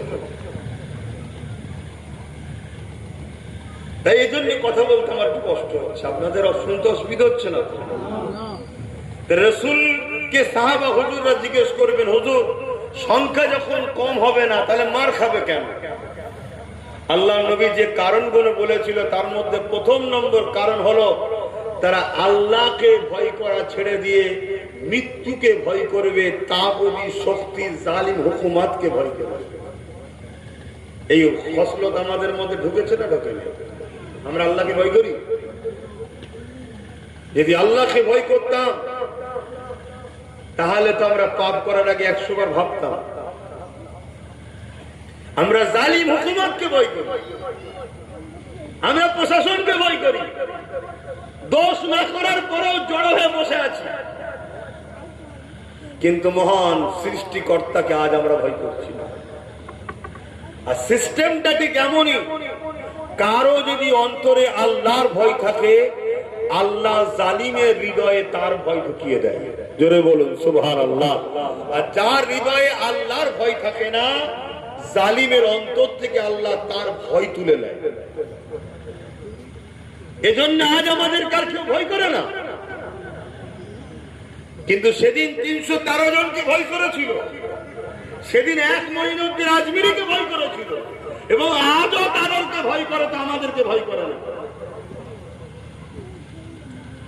তো ভাইয়েরা আমার, আল্লাহ কোরআনে তাই বলছেন, ইয়া আইয়ুহাল্লাযীনা আমানুত্তাকুল্লাহ, হে বিশ্বাসী ঈমানদারেরা, তোরা আমি আল্লাহকে ভয় কর। ওয়াকুনু মা'আস সাদিকিন, এবং সত্যবাদীদের দলভুক্ত হও। আমরা তো সত্যবাদীদেরকেই ছেড়ে দিয়েছি, তাদের দলভুক্ত আছি যারা আমাদেরকে শিখাবে। এখনো সময় আছে, আল্লাহকে ভয় করে, আল্লাহর কাছে ক্ষমা চান, ওলিয়া উলিয়াদের দলভুক্ত হন। মনে রাখবেন, সংখ্যা দিয়ে কখনো আমরা বিজয় লাভ করিনি। আমরা যতবার বিজয় লাভ করেছি, একটা পাওয়ার, যে পাওয়ারটার নাম হলো ঈমান। জোরে বলুন সুবহানাল্লাহ। আর আমরা এমনিও তো বলি, আমাদের তো এটা কথা, আল্লাহর দয়া ছাড়া কখনো কামিয়াবি হওয়া। আল্লাহর দয়াটা কি? আল্লাহ বা কোরআনের মধ্যে সূরা আম্বিয়াতে জানাচ্ছেন, ওমা আরসালনাকা ইল্লা রাহমাতাল লিল আলামিন। এই দুনিয়া মানুষেরা, আমি আমার হাবিব মুহাম্মদ রাসূলুল্লাহকে তামাম আলমের জন্য দয়া রহমত করে পাঠিয়েছি।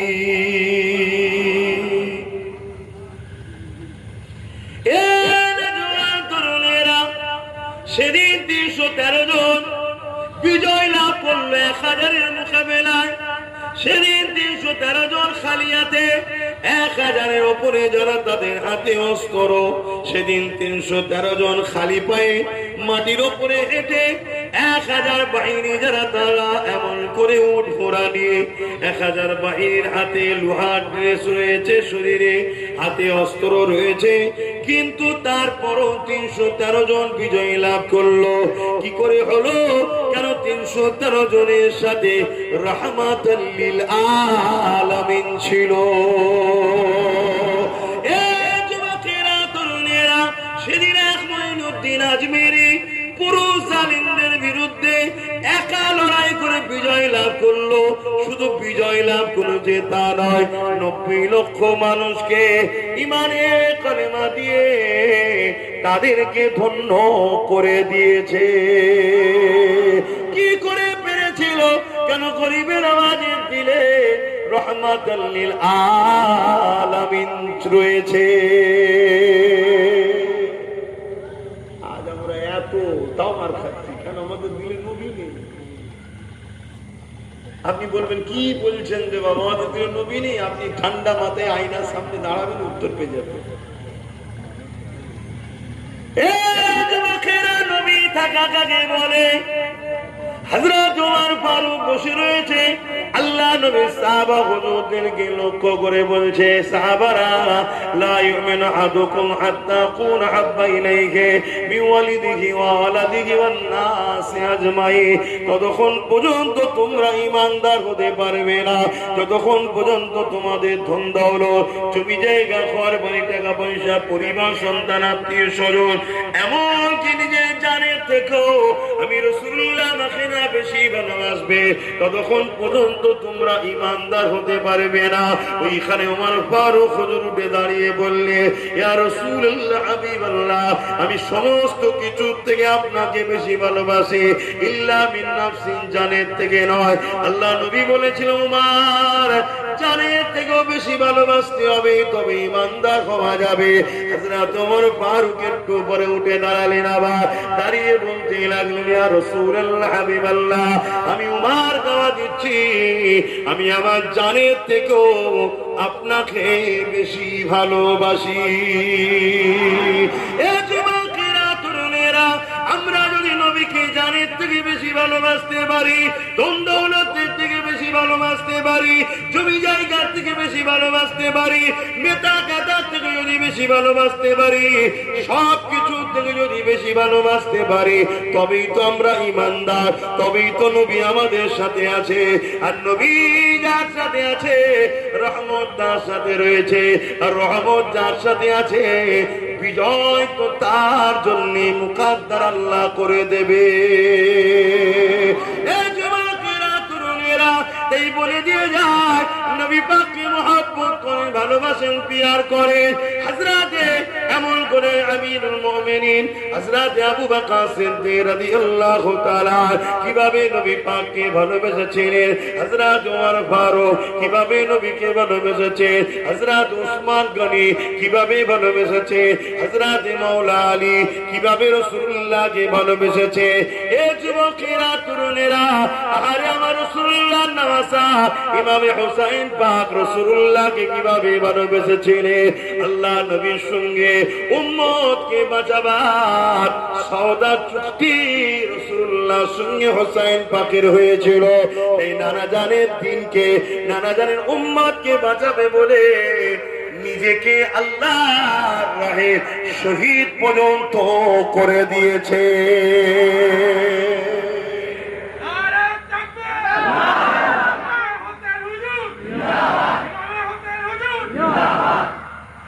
আমরা কি করলাম বলো?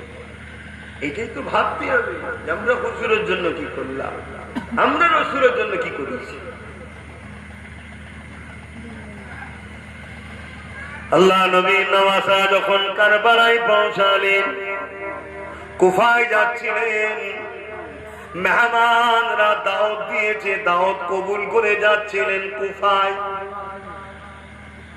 আর হুরবিনের নেতৃত্বে 1000 সৈন্য নিয়ে কারবালার ময়দানের ওখানে রুকিয়ে দেওয়া হলো।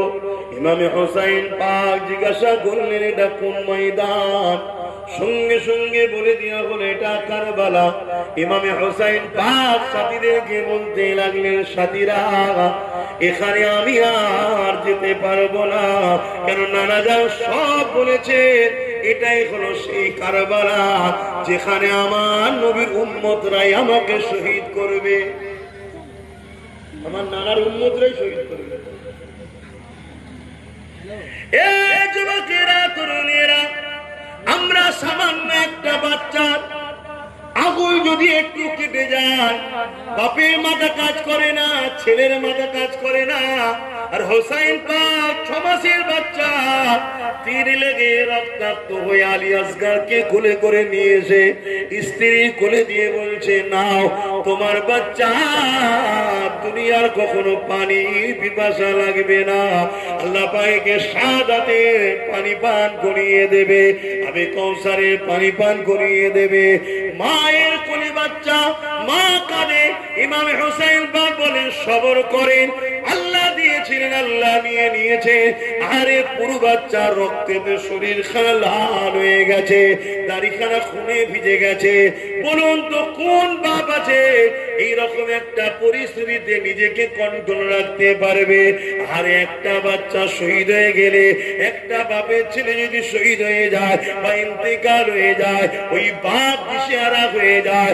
এখানে ইমামে হুসাইন পাক একটা আওলাদকে পাঠাচ্ছে আর শহীদ হয়ে যাচ্ছে। ইমামে হুসাইন পাক তার লাশ মোবারককে কাঁধে করে নিয়ে তাবুতে নিয়ে আসে। এই দিনকে বাঁচাবার জন্য, তোমাকে আমাকে রাসূলুল্লাহর দিনকে দিবার জন্য।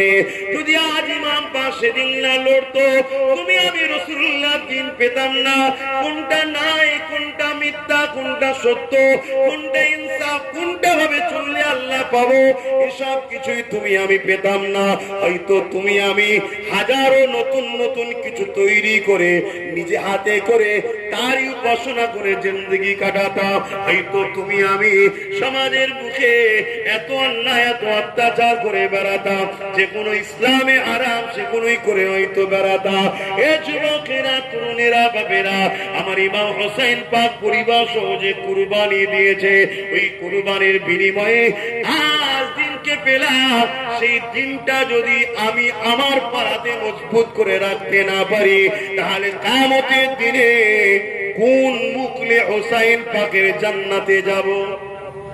আপনার মাথায় ঢুকতে পারে হোসাইন পাকের আবার জান্নাত কোথায়? গ্রামের সর্দার যে হয়, বাইরে থেকে কেউ এলে সর্দার যদি ইজাজত না দেয় ওই গ্রামে যেমন থাকা যায় না, আল্লাহ যাকে জান্নাতের সর্দার করেছে সে যদি ইজাজত না দেয় কারো থাকা জান্নাতে হবে না। তাই জান্নাত বিশাল আল্লাহ বানিয়েছে রাসূলুল্লাহর জন্য, কিন্তু এই জান্নাতের মালিকানা সর্দার আল্লাহ হাসান হোসেনকে বানিয়েছে। আমি আমার গ্রামে, আপনি আপনার গ্রামে, প্রত্যেকে যদি প্রত্যেকের গ্রামে গ্রামে যদি প্রতিষ্ঠিত করেন, আমার গ্রামে এমন কোন কাজ হবে না যেটা ইসলামে হারাম। আমি আমার গ্রামে কোনো গরিবকে রাত্রে না খেয়ে শুতে দেব না। আমি আমার গ্রামে কোনো বিধবার উপরে জুলুম হতে দেব না। আমি আমার গ্রামে কোনো এতিমের মাল কেউ লুটবে হতে দেব না। যে যার গ্রামে যদি কন্ট্রোল করি এই জমিনের উপরে বদদোয়া করার আর লোক থাকবে না। আমরা করি, আমরা মনে করি শুধু নামাজ রোজার হজ ব্যাস হয়ে গেছে। এই মেন্টালিটিতেই তো আমরা আছি। অথচ আল্লাহ নবী নূহ নবী দয়া নবী জানিয়ে দিলেন কেউ যদি এতিমকে মাথায় হাত বোলায় সেজন্য আমি রাসূলুল্লাহ আমার মাথায় হাত বোলালো। আল্লাহ নবী আরো জানিয়ে দিলেন কেউ যদি এতিমকে খানা দেয় সেজন্য আমি রাসূলুল্লাহ আমাকে খানা দিল। কেউ যদি এতিমের পরনার কাপড় দেয় সেজন্য আমি রাসূলুল্লাহ আমাকে কাপড় দিল।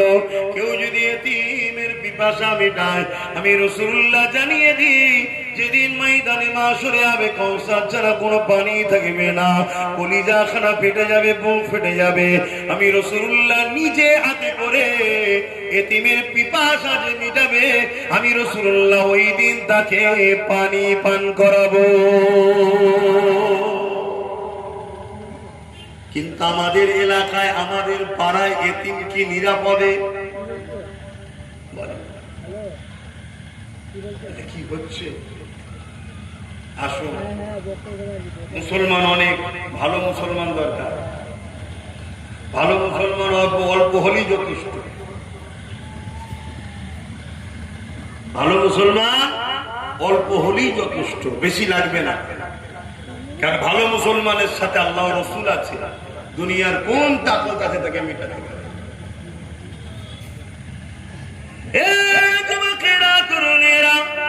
ইমাম হোসেন পাক কুফায় যাচ্ছিলেন, হুর বিন ইয়াজিদ রাস্তাকে আটকে দিল।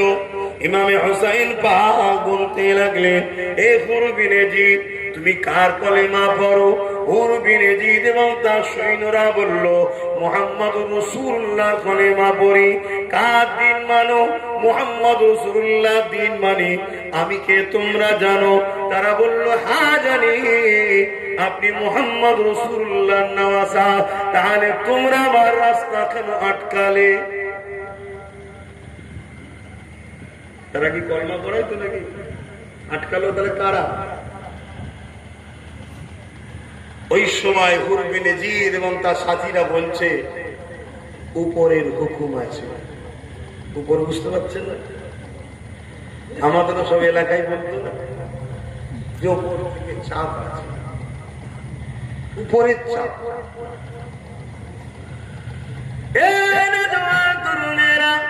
কিন্তু হুর বিন ইয়াজিদের হৃদয়ে আমার রাসূলুল্লাহর মুহাব্বত যথেষ্ট ছিল। তাই রাতের বেলায় যখন এমন করে ইমাম হোসেন পাকের কদমের কাছে হাজির হয়ে বললেন হুজুর ক্ষমা করবেন, মাফ করবেন, ডিউটি করি চাপের মধ্যে রয়েছে। হুজুর আমি সৈন্যগণকে নিয়ে প্রশাসনগুলোকে নিয়ে একটু সাইডে সরে যাব, আপনি এখান থেকে রওনা দিয়ে দেন। এ যুবকেরা, তরুণেরা, বাপেরা ইমাম হোসেন পাক সাথীদেরকে নিয়ে রওনা দিলেন। কিন্তু সারা রাত ঘোরার পরে সকাল যেই হলো দেখছে সেই কারবালাতে দাঁড়িয়ে আছে।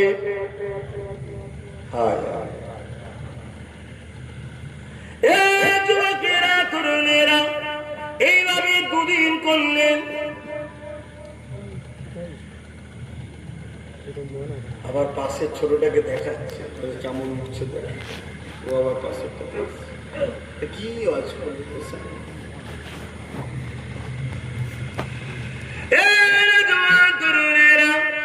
এইভাবে দুদিন করার পর ইমাম হোসেন পাক এমন করে দেখতে লেগেছে আরো সৈন্য এসে 25,000 সৈন্য দিয়ে পুরো কারবালাকে ঘিরে ফেলেছে। ইমামে হোসেন পাক খুতবা দিতে শুরু করলেন, এ আমার সাথীরা, আমি হোসেন এই কারবালা থেকে যেতে পারবো না, কেননা আমার নানা জানের ভবিষ্যৎবাণী রয়েছে, সেই জায়গাতে আমি এসে পৌঁছেছি।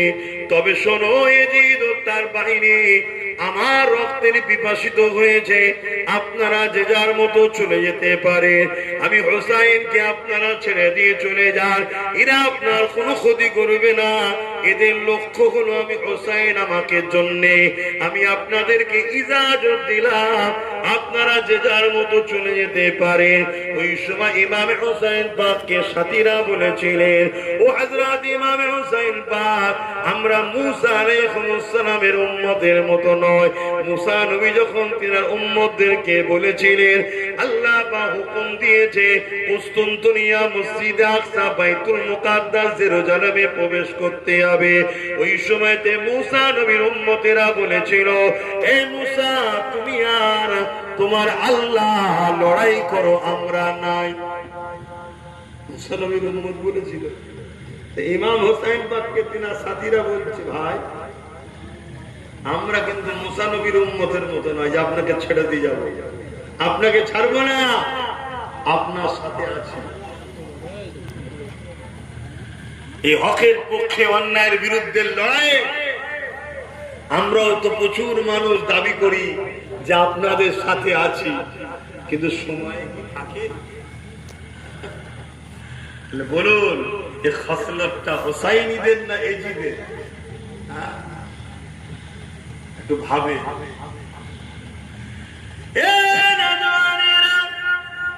হুজুর আমার তাবু তৈরি করলেন, সেই তাবুতে হুজুর আমার তেলাওয়াত করতে লাগলেন, নামাজ পড়তে লাগলেন, রুকু সিজদা দিতে লাগলেন।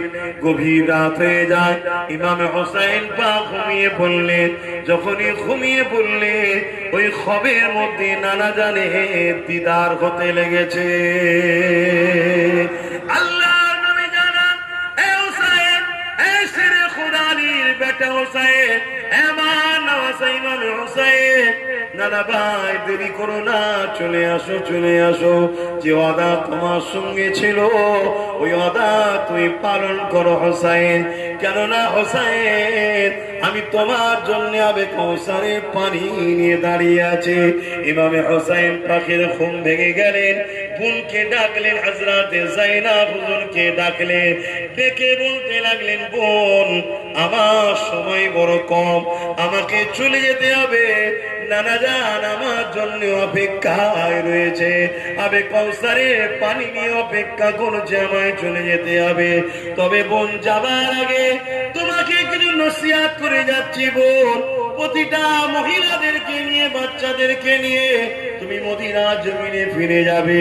যত কষ্ট আসুক না কেন, যত বিপদ আসুক না কেন, বোন, আল্লাহর উপরে ভরসা রাখবে, ধৈর্য হারাবে না, এবং আমি ইন্তেকালের পরে চিৎকার করে কখনো কাঁদবে না।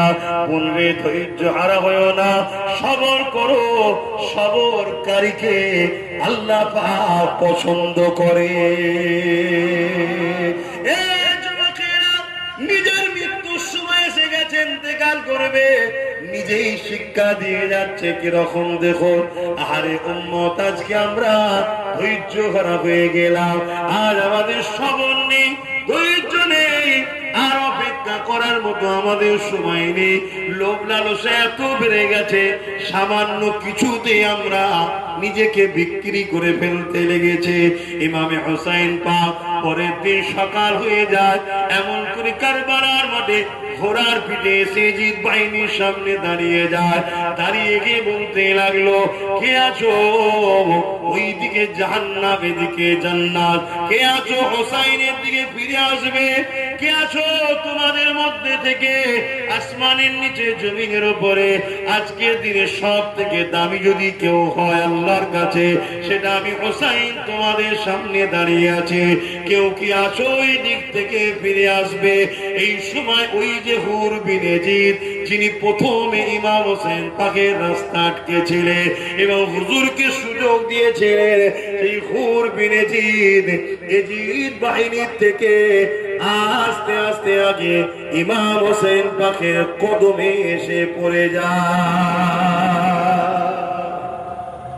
হুজুর আমাকে ক্ষমা করেন, আমাকে মাফ করেন, আমাকে আপনার কদমে একটু জায়গা দেন, হুজুর আপনি আমাকে ক্ষমা করে দেন। ইমাম হোসাইন পাক তাকে মাফ করে দিলেন, জোরে বলুন সুবহানাল্লাহ। ইমাম হোসাইন পাকের দিকে চলে এলেন। এই একটা মানুষ 25,000-এর মধ্যে থেকে একটা মানুষ মাত্র ফিরে এলো, বাকি সব লোভ লালসায় সামান্য পদ পাবে, কিছু টাকা পাবে, এজিদ কাউকে কোনো জায়গায় গভর্নর করবে, কোনো জায়গার ছোটখাটো পদ দেবে, এসব বলেছে, যে যাওয়ার বাহিনী নিয়ে বেরিয়ে পড়েছে, চলো হোসাইনকে শহীদ করতে হবে। হায় হায়, কখনো কখনো তো এই ওয়াজ করতে করতে মনে করি বা যখন পড়ি তখন মনে করি যে হায় আজ এই মুসলমানই হয়তো কখনো পয়সার জন্য আমাদেরকেই মারার জন্য হয়তো করবে, চলো মারতে হবে আপনার সাথে। অসম্ভব কিছু না, কোন সম্ভব না। কি গাল দেয় না দেয় না মুসলমান? কথা বলুন, আজকের এজিদদের পয়সায় গাল দেয় না দেয় না? হ্যাঁ, হয়তো একটু চল করে গ্রামের মেম্বার করেছে বা একটু প্রধান সাহেব হয় বা একটু বড় পদ, হ্যাঁ গাল দেয় না দেয় না? হ্যাঁ দেয় তো। আমরা এসব জেনে শুনেই ওয়াজ করি, এসব জেনে শুনেই বেরোই, যে ঘর থেকে বেরোলাম চলো আল্লাহর হাওয়ালায় চলো, যা আছে কপালে। কেন মরতে তো একদিন হবে, ঘরে বসে থাকলে কি সারা জীবন বেঁচে থাকবো নাকি? হ্যাঁ, চলো বাইরে বেরিয়ে যদি খোদা কপালে রাখে, যেভাবে রেখেছে সেভাবেই তো হবে। কিন্তু ভাবছেন কি জানি না, আমাদের গাফলতিতে আমাদের যে কাজে আল্লাহ পাঠালো সে কাজ ছেড়ে দিওয়াতে আজ আমাদের জন্য কত ভয়ঙ্কর বিপদ দুনিয়াতে ধেয়ে আসছে, বুঝতে পারছেন কি? আমি জানি না, বুঝতে পারছেন কি জানি না। পরকাল তো বিপদ হচ্ছে, দুনিয়া তো বিপদ ধেয়ে আসছে। কেন আমরা আমাদের পরিচয় দিইনি, আমরা কারা, আমাদের ডিউটি কি, আমাদের কাজ কি, আর করছিটা কি? তাই ইমামে হোসাইন পাক হুজুর ওই বক্তব্য দিয়ে খুতবা দিয়ে হুজুর আমার ফিরে এলেন, হুর বিন ইয়াজিদ সাথে এলো, একজনই ফিরে আসলো। হুজুর আমার এবারে যুদ্ধের জন্য প্রস্তুত তৈরি হচ্ছে, ঠিক এমন সময় হুর বিন ইয়াজিদ এসে হুজুরের কদমের কাছে আবার হাজির হলেন। হুজুর যদি ইজাজত দেন একটা কথা বলি। এই হুর বিন ইয়াজিদ বলছে, কি কথা? হুজুর আমাকে যদি প্রথম ইজাজত দেন, আমি আপনার পক্ষে, দিনের পক্ষে, হকের পক্ষে জালিম এজিদ বাহিনীর বিরুদ্ধে আমি প্রথম লড়তে চাই। জোরে বলুন সুবহানাল্লাহ। এখন তওবা কাকে বলে, পরিবর্তন কাকে বলে? ইমাম হোসাইন পাক খুশি হলেন, তাকে দোয়া দিলেন, যান, রওনা দিলেন। লড়াই শুরু হলো, একা লড়ছে। 180 থেকে 85 জন এজিদ বাহিনীকে জাহান্নামে পাঠাবার পর ইমাম হোসাইন পাকের পক্ষে যাওয়া হুর বিন ইয়াজিদ শাহাদাত বরণ করে জান্নাতের মেহমান হলেন। জোরে বলুন সুবহানাল্লাহ। একটার পর একটা এভাবে শহীদ হয়েছে আহলে রাসূলুল্লাহ। হযরতে কাসিম রাদিয়াল্লাহু তাআলা আনহু, যিনি হযরতে ইমামে হাসান হুজুরের আওলাদ, তিনি একটা সময় সামনে এসেছে, চাচার সামনে, চাচা যান, হযরত হোসেনের চাচা হচ্ছে, আমাকে ইজাজত দেন, আমি আপনার পক্ষে, আল্লাহর পক্ষে, দ্বীনের পক্ষে আমি জালিমদের বিরুদ্ধে লড়াই করতে চাই। আল্লাহ নবীর নামাজ হযরত ইমাম হোসেন বলছে, না, তুমি আমার ভাইয়ের নিশানা পেহচান, তুমি আমার ভাইয়েরাও না, হযরতে হাসানের পেহচান তুমি, তোমাকে আমি যেতে দেবো না। হযরতে কাসেম কাঁদে আর বলেন, হুজুর চাচা জান, আমার গলাতে একটা তখতি রয়েছে, এই তখতির মধ্যে একটা নসিহত আমার আব্বা করেছে। আমার আব্বা জান বলেছিলেন, কাসেম যখন আমার ভাই হোসাইন কোনো বিপদে পড়ে যাবে, কঠিন মুসিবতে পড়ে যাবে, তখন তুমি এটা খুলবে, তার আগে মুহূর্ত পর্যন্ত কখনো খুলবে না। ওই চিঠিখানা হযরত ইমাম হোসেন বাকিরাতে দেয়া হলো। ওই চিঠিতে লেখা আছে, কাসেম রে, খবরদার তোমার চাচাকে তুমি একা ছেড়ে আসবে না, তুমি তোমার চাচার জন্য নিজেকে ঢাল বানিয়ে দেবে। এই চিঠি পড়ে হযরত হোসেন কাঁদছে, ভাইয়ের কথা মনে পড়েছে যে আমার ভাই আমাকে কত ভালোবাসে, দেখো নিজের বাচ্চাকেও আমার জন্য বিপদের সময় যাতে না সরে যায় সেই তালকিন, সেই শিক্ষা দিয়ে গেছে। হযরতে কাসেম হুজুরকে এমন দেখতে ছিল, কিতাবের মধ্যে আছে যখন উনি ময়দানে নেমেছে, পুরো এজিদ বাহিনীর সবাই কালেমার আওয়াজ শুরু করেছে, আশহাদু আল্লা ইলাহা ইল্লাল্লাহ ওয়া আশহাদু আন্না মুহাম্মাদান আবদুহু ওয়া রাসূলুহু। কেন? হুবহু রাসূলুল্লাহর মতো দেখতে ছিল, জোরে বলুন সুবহানাল্লাহ। কিন্তু জালিমরা, হায়রে মুসলমান রে বাবা, মুসলমানরা পদের জন্য, টাকার জন্য, লোভের জন্য হুজুরের মতো দেখতে কাসেমকেও পর্যন্ত শহীদ করে দিল। তাহলে আজকে বলো, এই মুসলমানদের মধ্যে দিনকে সওদা করা, দিনকে বিক্রি করা, দিনের গাদ্দার আছে না নাই? বলেন বলেন বলেন। সেদিন যারা আমাকে গালি দিয়েছিল, রিসেন্ট দেখলাম একটা কোন জায়গায় মিটিং হচ্ছে মাদ্রাসাকে নিয়ে, কারণ বর্তমান সরকার মাদ্রাসার, সরকারের কিছু নেতারা মাদ্রাসার বিরুদ্ধে বলছে না, বলছো তো নাকি? একটা জায়গায় দেখি মিটিং হচ্ছে মাদ্রাসা নিয়ে, সেই মিটিং এ সেই সব মৌলভী সাহেবগুলো বসে আছে যারা বিগত দিন আমায় গালি দিয়েছিল, বসে আছে। আর তাদের সামনে বর্তমান সরকারের পুষা কেউ উঠে দাঁড়িয়ে বক্তব্য দিচ্ছে, দিতে গিয়ে বলছে খারিজি মাদ্রাসা কোনো বন্ধ করে দেওয়া দরকার। আর সব কটা মৌলভী সাহেব চুপ করে বসে শুনছে, একটা কেউ কথা বললো না। চিরামাই গাল দেয়। আর আমি কি চেয়েছিলাম? রাজ পাওয়ার দরকার। কথা বুঝে আসছে? আজ যদি রাজ পাওয়ার তৈরি করতে পারি, তাহলে আমার মাদ্রাসা কেউ ভাঙতে পারবে না। কিন্তু আমরা কি করলাম বলুন? সব এক হয়ে গেলাম। কিসের জন্য? এর ভয়ে ওর কোলে গিয়ে উঠলাম, আর ওর যতগুলো জিতলো সব এখন এর কোলে যে উঠে বসে আছে। আর সেইগুলো যদি না করে তোমরা যদি নবী বংশের আওলাদ নওশাদের সাথ দিতে, তাহলে উপকার হতো না? হতো না? কমসম গোটা দশকে যদি হতো, লাভ হতো না? হতো না? না, আমাদেরকে গাল দিয়েছে, ছোট বড় কথা বলেছে, দালাল পর্যন্ত বলেছে। এই মুসলমান বলেছে না বলেনি? আরে তুমি বলনি তো কি হয়েছে? এজিদ মার্কা গুলো বলেছে না বলেনি? কারা বলেছে? তোমার পাড়াতেই বলেছে, অমুকের পাড়াতেই তো বলেছে। ওই আমরা লড়াই করেছি, আমরা রুখে দাঁড়িয়েছি, আমরা বলেছি না তাদের হাতে পাওয়ার আছে, তাদের পাওয়ার আমাদেরকে মারবে। এটাই তো পরীক্ষা ছিল। আল্লাহ, তুই জুলুমের ভয়ে নিজের পাড়ার জালিমের বিরুদ্ধে কথা বলতে পারিস নি, এবারে কি হবে? এবারে কার বিরুদ্ধে বলবে বলুন? আর কথা বলার জায়গা আছে তো? অনেক বুঝিয়েছি, অনেক বলেছি, কত গাল খেতে হয়েছে, বাপ গাল খেয়েছে, মা গাল খেয়েছে, আমরা বুঝিনি না। তবে নজওয়ান তরুণেরা, অনেক বড় কথা, ইমামে হোসাইন পাক এক এক করে সাথীরা শহীদ হয়ে গেল।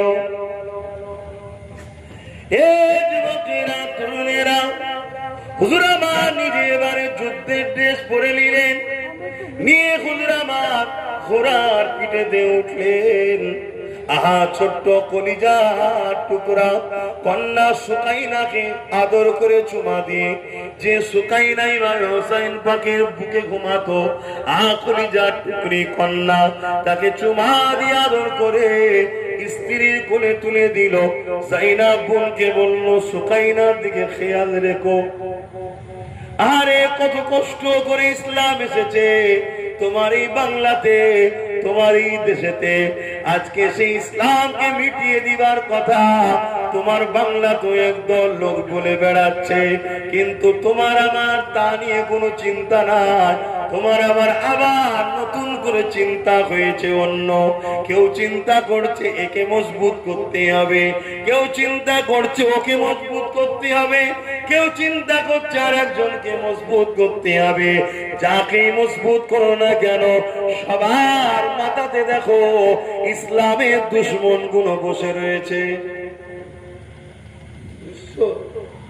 আমাদের কারো চিন্তা আছে যে আমার ইসলামটা কি হবে? আমি চ্যালেঞ্জের সাথে বলতে পারি, পুরো পৃথিবীর সুপার পাওয়ার কেউ চ্যালেঞ্জ দিচ্ছি, ইসলাম ছিল যে থাকবে এমন কোন মা সন্তান জন্ম দিতে পারেনি আমার ইসলামের ক্ষতি করতে পারবে, আমার ইসলামকে মিটাতে পারবে, কেউ পারবে না। মনে রেখে দিও, যুগে যুগে ইসলামের উপরে অনেক ব্যথা উঠেছে, অনেক কষ্ট হয়েছে।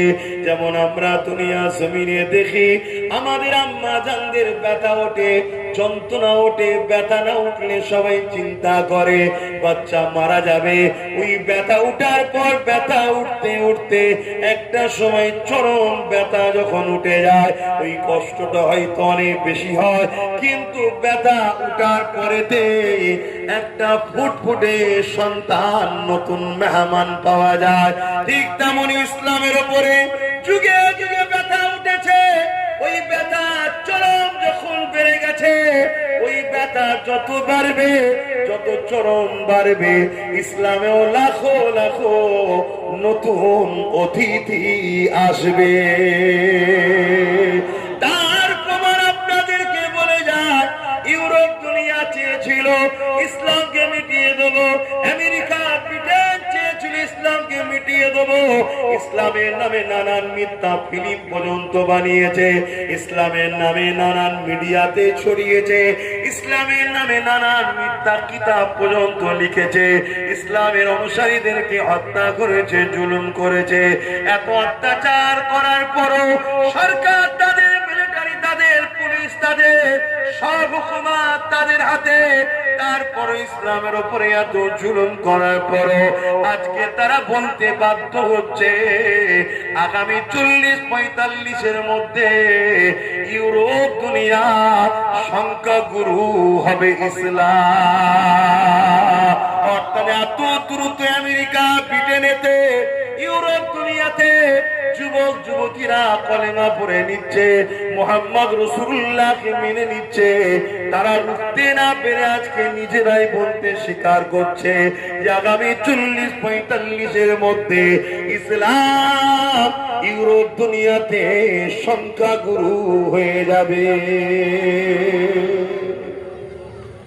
ব্যথা যত বাড়বে, অতিথি তত আসবে, চিন্তার কোনো কারণ নেই। কিন্তু চিন্তা আমাকে আপনাকে নয়, আমরা তো আল্লাহ দিনের নয়, আল্লাহ কেন আমাদের সাহায্য করবে? চিন্তা তো আমার আপনার নিয়ে, যে তোমার আমার বাচ্চাগুলোকে প্যালেস্টাইনের বাচ্চাদের মতো না কাফন করতে হবে, তোমার আমার ঘরের মেয়েগুলোকে প্যালেস্টাইনের মতো তোমার আমার চোখের সামনে না ইজ্জত লোটে দেখতে না হয়। এটাই চিন্তা। কেন? তুমি আমি আল্লাহর পক্ষে নয়, তুমি আমি দ্বীনের পক্ষে নয়, তাই আল্লাহ তোমাকে আমাকে সাহায্য করবে, এটাই চিন্তা। এজন্য বোঝাচ্ছি যে আসো, অনেকের ঘর বাঁচিয়েছ, অনেকের ঘরের নিয়ে অনেক খাটাখাটি করেছো, অনেকের জমিনে চাষ করেছো, অনেকের জমিনে পানি দিয়েছো। একবার নিজের জমিনটার দিকে একটু খেয়াল করো, নিজের ঘরটা একটু বানাও, নিজের বাচ্চা কোনো ভবিষ্যতের কথা ভাবো। তুমি যার পিছনে ছোট না কেন, নতুন করে মনে রেখে দিও, সবার মাথায় যারা বসে আছে তারা ইসলামেরই দুশ্মন, হয় বেশি না হয় কম। খেয়াল করে দেখ, আমার মাথায় ঢুকছে না, ঢোকে যদি বুঝার হয় বুঝো, আর নচেত যে ভয়ানক কঠিন বিপদ তোমাদের জন্য অপেক্ষা করছে সেটাকে তোমরা কোনোভাবে ভাবতে পারছো না, অনুভবও করতে পারছো না। তোমাদের সঙ্গে কি করতে চলেছে আগামী দিন আমি কিন্তু অনুভব করতে পারি। আল্লাহ শুকর, আল্লাহ আমাকে অনুভব করা। তাই বিগত দিন যা বলেছি আজকে তাই হচ্ছে। আজকে আল্লাহ যা বলাচ্ছে যদি শুধরে না যাও আগামী দিন তাই করবে। দেখে ভালোবাসা এনেছি, এনেছি, সাবধান করলাম, নেবে না নেবে না সব তো নিজের নিজের ব্যাপার। আসেন আমি সংক্ষেপ করব, তার আগে যে কথা বলতে যাচ্ছিলাম, ইমামে হোসাইন পা যখন কারবালার দিকে আগিয়ে যেতে লাগবে, উটের পিঠে ঘোড়ার পিঠে চেপেছে, ঘোড়াকে আগাতে বলছে, ঘোড়া কিন্তু আগাচ্ছে না, ঘোড়া মাথা নাড়াচ্ছে, নিচুর দিকে বারবার দেখাচ্ছে।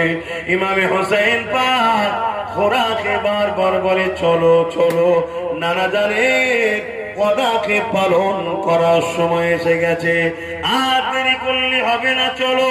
এই যুবকেরা তরুণেরা ওরা বারবার মাথাকে নিচুর দিকে তাকাতে লেগেছে।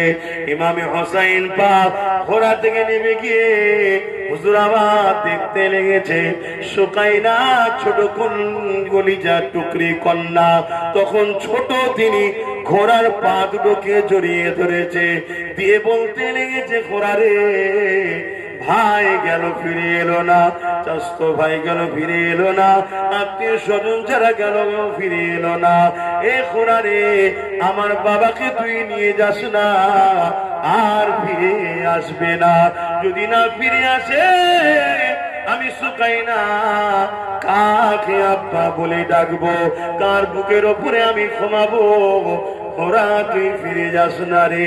ইমামে হোসাইন পাক হযরত সুকাইনাকে বুকে করে জড়িয়ে ধরে চুমা দেয় আর আদর করে। সুকাইনা আল্লাহর হুকুম নানা জানের সঙ্গে ওয়াদা করেছে, এই কাজে আমাকে আগে যেতে হবে, আল্লাহর উপরে ভরসা রাখো। এই বলে যায়নাব বোনের কোলে তুলে দিয়ে ইমামে হোসাইন পাক তোমাকে আমাকে বাঁচাবার জন্য পরিবার সন্তানের কথা মনে করলো না, ছোট্ট কন্যার কথা মনে করলো না। হুজুর আমার আগিয়ে গেলেন লড়াইয়ের ময়দানে, আগিয়ে গিয়ে হুজুর আমার শেরে খোদার বেটা হযরতে হোসেন লড়াই করতে লেগেছে। এক এক করে যে আসে হোসেন হুজুরের তরবারের সামনে আল্লাহ পাকের দয়াতে শেরে খোদা আওলাদ হোসেনের তরবারের আঘাতে সে জাহান্নামী বাসী হতে লেগেছে। এইভাবে আঘাত যখন হতে লেগেছে, ওদিকে মারওয়ান সিমার বলে এ হোসেনকে এইভাবে রুকা যাবে না, শেরে খোদার আওলাদ, তাই এক কাজ করো, চারিদিক থেকে ঝাঁপিয়ে পড়ো। চারিদিক থেকে ঝাঁপিয়ে পড়লো, রুলসকে তারা ভেঙে দিয়ে ঝাঁপিয়ে পড়লো। এই ঝাঁপিয়ে পড়ার পর তো ইমামে হোসেন পাকের তরোয়ালের সামনে কেউ দাঁড়াতে পারে না। এক এক করে চতুর্দিক দিয়ে জাহান্নামীরা ধ্বংস হতে লেগেছে। সীমার মাথায় হাত দিয়ে বসে গেছে, মারওয়ানও বসে গেছে। তারা ভাবতে লেগেছে 25,000 কেন, আজকে যত বাহিনী আসে না কেন হোসাইনের তরোয়ালকে কেউ থামাতে পারবে না। এই যুবকেরা তরুণেরা দুনিয়ার কোন মা সন্তান জন্ম দিয়েছে খাতুনে জান্নাতের সন্তানের বিরুদ্ধে লড়াই করবে, মৌলার শেরে খোদা আল্লাহর বাগের আওলাদের বিরুদ্ধে লড়াই করবে। তরোয়ালকে কেউ থামাতে পারছে না, কিন্তু হঠাৎ করে সৈন্যরা ভয়ে এবারে দূরে সরে যাচ্ছে, কেউ কাছে আসছে না, ভয়ে বা সরে যাচ্ছে। ইমামে হোসাইন পাক হঠাৎ করে দেখা যায় তরোয়ালকে থামিয়ে দিলেন। ঘোড়া পিঠ থেকে নামতে লেগেছে। সীমার অবাক হয়ে দেখে, মারওয়ান অবাক হয়ে দেখে কে হোসাইনের তরোয়ালকে থামালো। এই যুবকেরা ইমামে হোসাইন পাক তরোয়ালকে রেখে দিয়ে আল্লাহ পাকের নামাজে দাঁড়িয়ে যায়। দুনিয়ার কেউ হুজুরের তরোয়ালকে থামাতে পারেনি, আর পারতো না। আল্লাহর নামাজ হুজুরের তরোয়ালকে থামিয়ে দিয়েছে। আজকে উম্মতে মুহাম্মাদি আমরা হোসাইনি উম্মত দাবি করি, ইচ্ছা করে করে নামাজ কাজা করছি, আর আমার হোসাইন পাক কারবালাতেও নামাজ ছাড়েনি। অথচ ওখানে যদি নামাজ ছাড়তো কিয়ামতের আল্লাহ করতেন না, কিন্তু ছাড়লো না কেন? যাতে নানার উম্মত না বাহানা দেয় যে আমি মুসিবতের মধ্যে আছি তাই নামাজ পড়ছি না।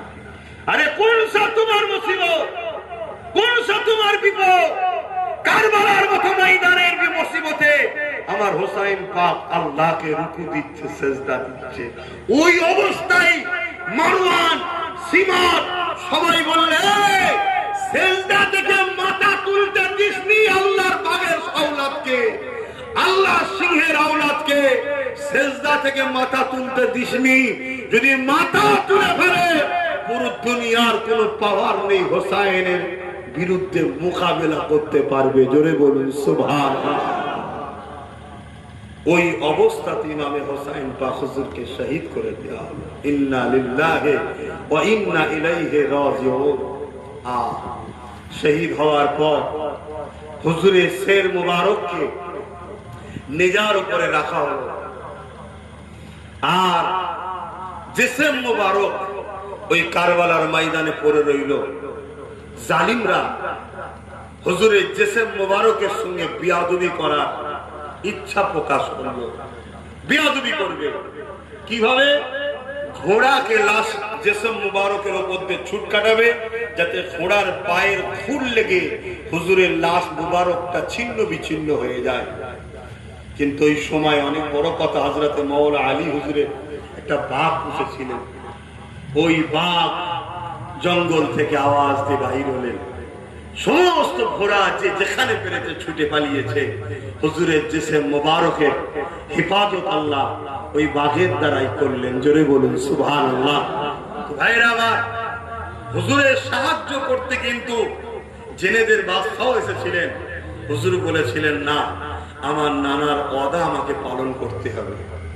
আমার নানার ওয়াদা আল্লাহু আলাম, আল্লাহ ভালো জানে, আল্লাহ ভালো জানে। একদিকে আল্লাহ বলছে, হাবিব আপনাকে আমি জালিমের হাতে শহীদ করব না, আর অপরদিকে নবীর যে মাকামটা নেই ওই মাকাম দুনিয়ার কারো হতে পারে না। নবী যদি শহীদের মর্তবা নবীর না থাকে, তাহলে যারা শহীদ হবে এই দিক দিয়ে তো নবীর থেকে বড় হয়ে যাবে। কথা মাথায় ঢুকছে? তাহলে হাকিকাতে হোসাইন পাক হাসান পাকের শহীদ, হাকিকাতে শহীদে মুহাম্মদুর রাসূল।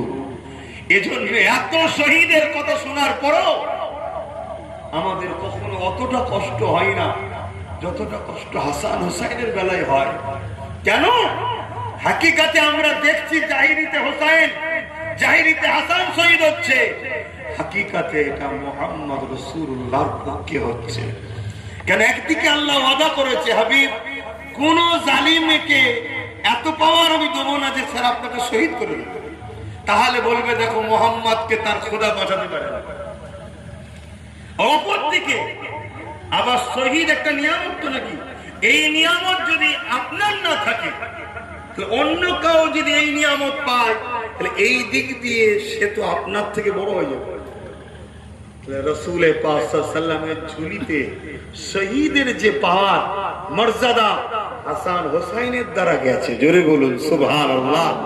তাই আহা, এই দুই বাচ্চার কথা যখনই মনে পড়ে, যারা ঈমানদার, যারা পরিমাণ রাসূলকে ভালোবাসে, তাদের দিলটা ভেঙে যায়, চোখ দিয়ে পানি এসে যায়। কেন? হাকিকাতে দেখছি আমরা হোসাইন হুজুর, দেখছি আমরা হাসান হুজুর, কিন্তু এর পিছনে রহস্য হুজুরের পক্ষ থেকে শহীদ হচ্ছে।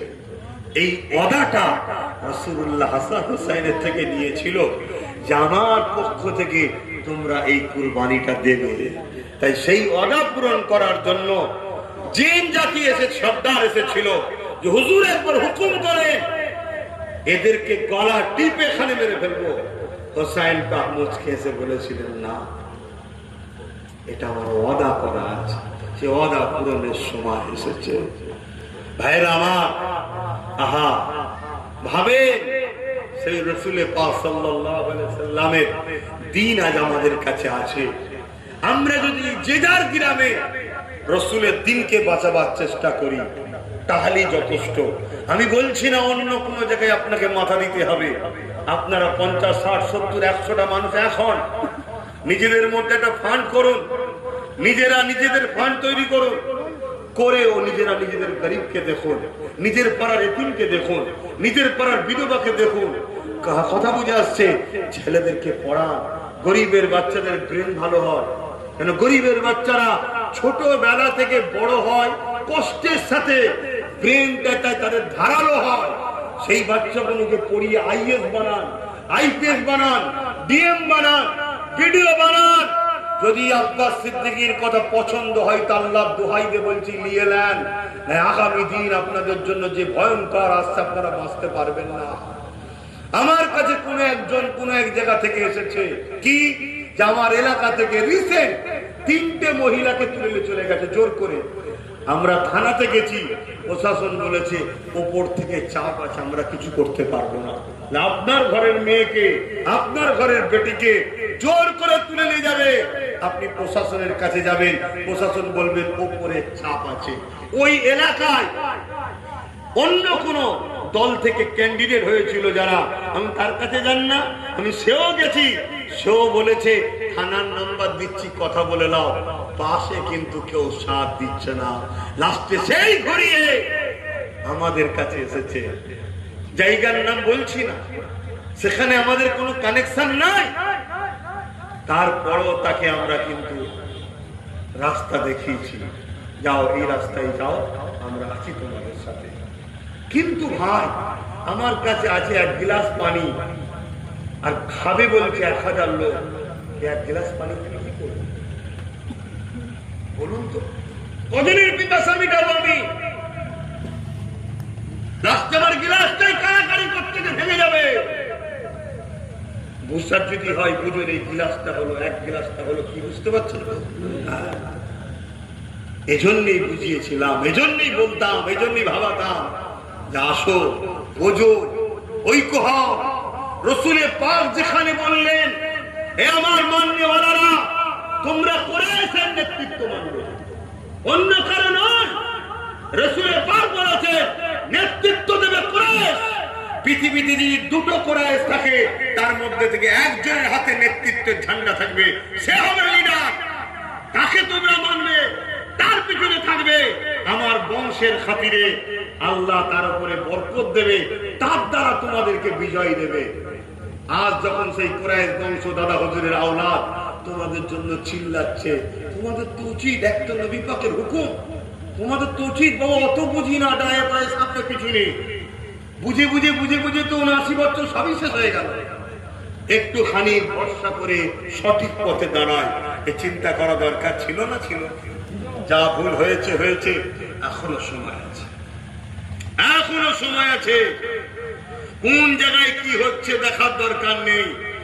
আমি এখানে বেশি, আমি আমার নবীর বংশের আওলাদের সাথে থাকবো, এই অঙ্গীকারবদ্ধ হন, তাহলে দেখবেন একেবারে ঘাড়ে নিঃশ্বাস ফেলে দেবো। কথা বুঝে আসছে না? আর যখন ঘাড়ে নিঃশ্বাস ফেলবো ও সংসারে অশান্তি হবেই, বেশি দিন থাকবে না সংসার। বুঝতে পারছেন তো? যে নতুন সংসার হয়েছে বেশি দিন থাকার নয়, ওই এসেই গন্ডগোল করে ফেলছে সব। কথা বুঝে আসছে? ও সংসারে যখন অশান্তি হবে, যা বেরিয়ে আসবে তখন দেখবে বেরিয়ে সব থেকে শক্তিশালী কে। আমরা যদি একমুখে হতে পারি আমাদের সাথে সেই মিলবে। এই একটা সুযোগ আগামী দিন আমাদের দিন আসবে। যদি আমরা না বুঝি, ওই আমার পাড়ায় নতুন করে আসবে অনেক দরদি, অনেক আসবে, বিভিন্ন কালারে আসবে, এসে বুঝাবে। কাউকে হয়তো 30 বছর টেনেছেন, কাউকে 40 বছর টেনেছেন, কাউকে অনেক বছর ধরে টেনেছেন, তারা নতুন করে আবার আসবে, এসে বলে ভাই আমাদের দিকে একটু খেয়াল করে। মনে রেখে দিও, সব বেকার। রসুনের মাথা গুলো আলাদা থাকলেও পিছনটা কিন্তু রসুনের দেখবে এক জায়গায়। রসুন দেখেছেন তো ঘরে? কি রসুন দেখেন ঘরে যে দেখবেন, রসুনের কলির মাথা কোনো ছোট বড় থাকতে পারে, পিছনটা যে দেখবেন সব একসাথে। অতএব এদের সব করার পিছনে এক জায়গায় আছে, সেটা নাগপুরে। কথা বুঝে আসছো তো নাকি? যদি বুঝার হয় বুঝুন, আর না বুঝার হয় আমি এখানে শেষ করছি। বাকিটা ইসলামের থাকবে, তোমার হাত থেকে আল্লাহ কেড়ে নেবে। ওই যেমন ইউরোপ দুনিয়া হচ্ছে, অন্যজনের হাতে দেবে। যে লোকটা প্রথম বাবরি মসজিদে আঘাত দিল, তার দ্বারাই আল্লাহ 100 মসজিদ বানাচ্ছে। বলুন সুবহানাল্লাহ। আল্লাহর ইসলাম থাকবে, ও দিন থাকবে। কিন্তু তুমি আমি যখন কিছু করতে পারবো না দিনের জন্য, তোমাকে বর্ডারে দেওয়া হয়েছে পাকিস্তানের বর্ডারে ট্যাকেল করার জন্য, তুমি যদি কিছু না ট্যাকেল করতে পারো, তোমাকে দেশ রাখবে নাকি? বলো, আর না মাইনে দেবে? বলো। তাহলে আমার আল্লাহ তোমাকে দুনিয়ায় পাঠিয়েছে, দুটো হাত দিয়েছে, দুটো চোখ দিয়েছে, দুটো কান দিয়েছে, দুটো কিডনি দিয়েছে, দুটো পা দিয়েছে, এই জমিনের উপরে সন্ত্রাসকে মুক্ত করার জন্য, এই জমিনের উপরে অন্যায় অত্যাচার জুলুমকে মিটাবার জন্য, এই জমিনের এতিম গরিব বিধবা অসহায়ের অধিকার দিবার জন্য। পাশাপাশি রাসূলের রেখে যাওয়া তিনি কেন্দ্রগুলো, মসজিদ মাদ্রাসাগুলোকে নিরাপদে রাখা, এটা কি দায়িত্ব নয়? তুমি নিরাপদে যদি রাখতে না পারো, আল্লাহ তোমায় ছেড়ে দেবে। এত পরীক্ষা। এবার দেখো এই পরীক্ষায় তুমি কি করবে। আল্লাহ যদি বুঝার তৌফিক দেন আলহামদুলিল্লাহ, তাহলে ঐক্যবদ্ধ হও, ভাব। আসো, আমাদের লড়াই কোন ধর্মের বিরুদ্ধে নয়, আমাদের লড়াই কোন জাতের বিরুদ্ধে নয়, আমাদের লড়াই কোন ভাষার বিরুদ্ধে নয়, আমাদের লড়াই কোন বর্ণ কালারের বিরুদ্ধে নয়। আমাদের লড়াই শুধুমাত্র সেদিনও ছিল, আজও আছে, জুলুমের বিরুদ্ধে, সন্ত্রাসের বিরুদ্ধে, মিথ্যাচারের বিরুদ্ধে, অত্যাচারীদের বিরুদ্ধে। আমাদের লড়াই এদের বিরুদ্ধে। আর আমাদের পক্ষপাতিত্ব গরিব দুঃখী অসহায় এতিম বিধবা বঞ্চিত মানুষের পক্ষে। এই লড়াই আমার ইমাম হুসাইন পাক করেছে, আজকেও সেই লড়াই চলছে। আমরা মনে করি এজিদ শুধু সেদিন এসেছিল, আরে যুগে যুগে এজিদ ছিল। কখনো এজিদ ফেরাউনের কালারে এসেছে, কখনো নমরুদের নামে এসেছে, কখনো চিঙ্গিস খানের নামে এসেছে, কখনো হালাকু খানের নামে এসেছে। আজকেও এজিদ বিভিন্ন নামে আসছে।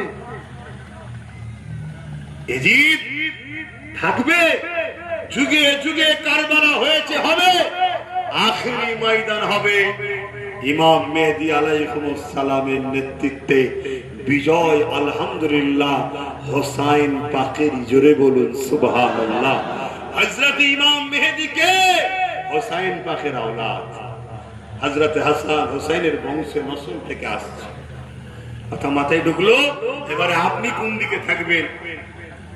কানা দাজ্জালের দিকে না মেহেদী আলাইহিস সালামের দিকে?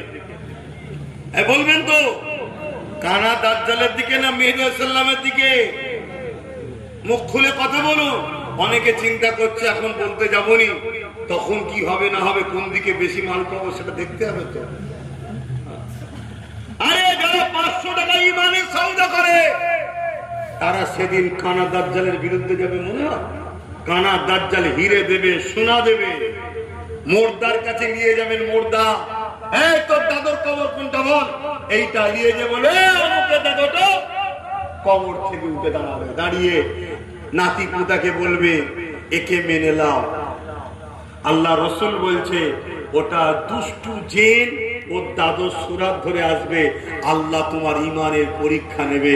কানা দাজ্জালকে মেনো না, কেন আমার আল্লাহ নিজের খোদায়িত্ব প্রচার করার জন্য জমিনে আসতে হয় না।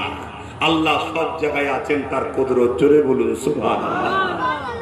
তাহলে বলুন, এত কিছু দেখার পরে মেনে নেবে না নেবে না? যাক, আমার খেয়ালই নাই। আবারও আপনাদের জন্য অপেক্ষা করে। আর কেউ আছে নাকি? তাবারুক আপনাদের জন্য অপেক্ষা করছে। 11টা 9 হয়ে গেছে, খেয়ালই নেই। 11টা পর্যন্ত জলসা করার কথা, তাবারুক অপেক্ষা করছে আপনাদের জন্য। আর আপনাদেরও অনেকের মন তাবারুকের দিকে আছে। এসব কথা শুনতে কি আর ভালো লাগছে? দৌড় বাবু কেন এত বকছিস, দোয়াটা কর, দুটো খেয়ে ঘুমোই, হ্যাঁ জানটা আরাম হবে, এরকম হয়তো অনেকে খেয়ালে থাকতে পারে। না থাকার কি আছে রে বাবা, সবকিছু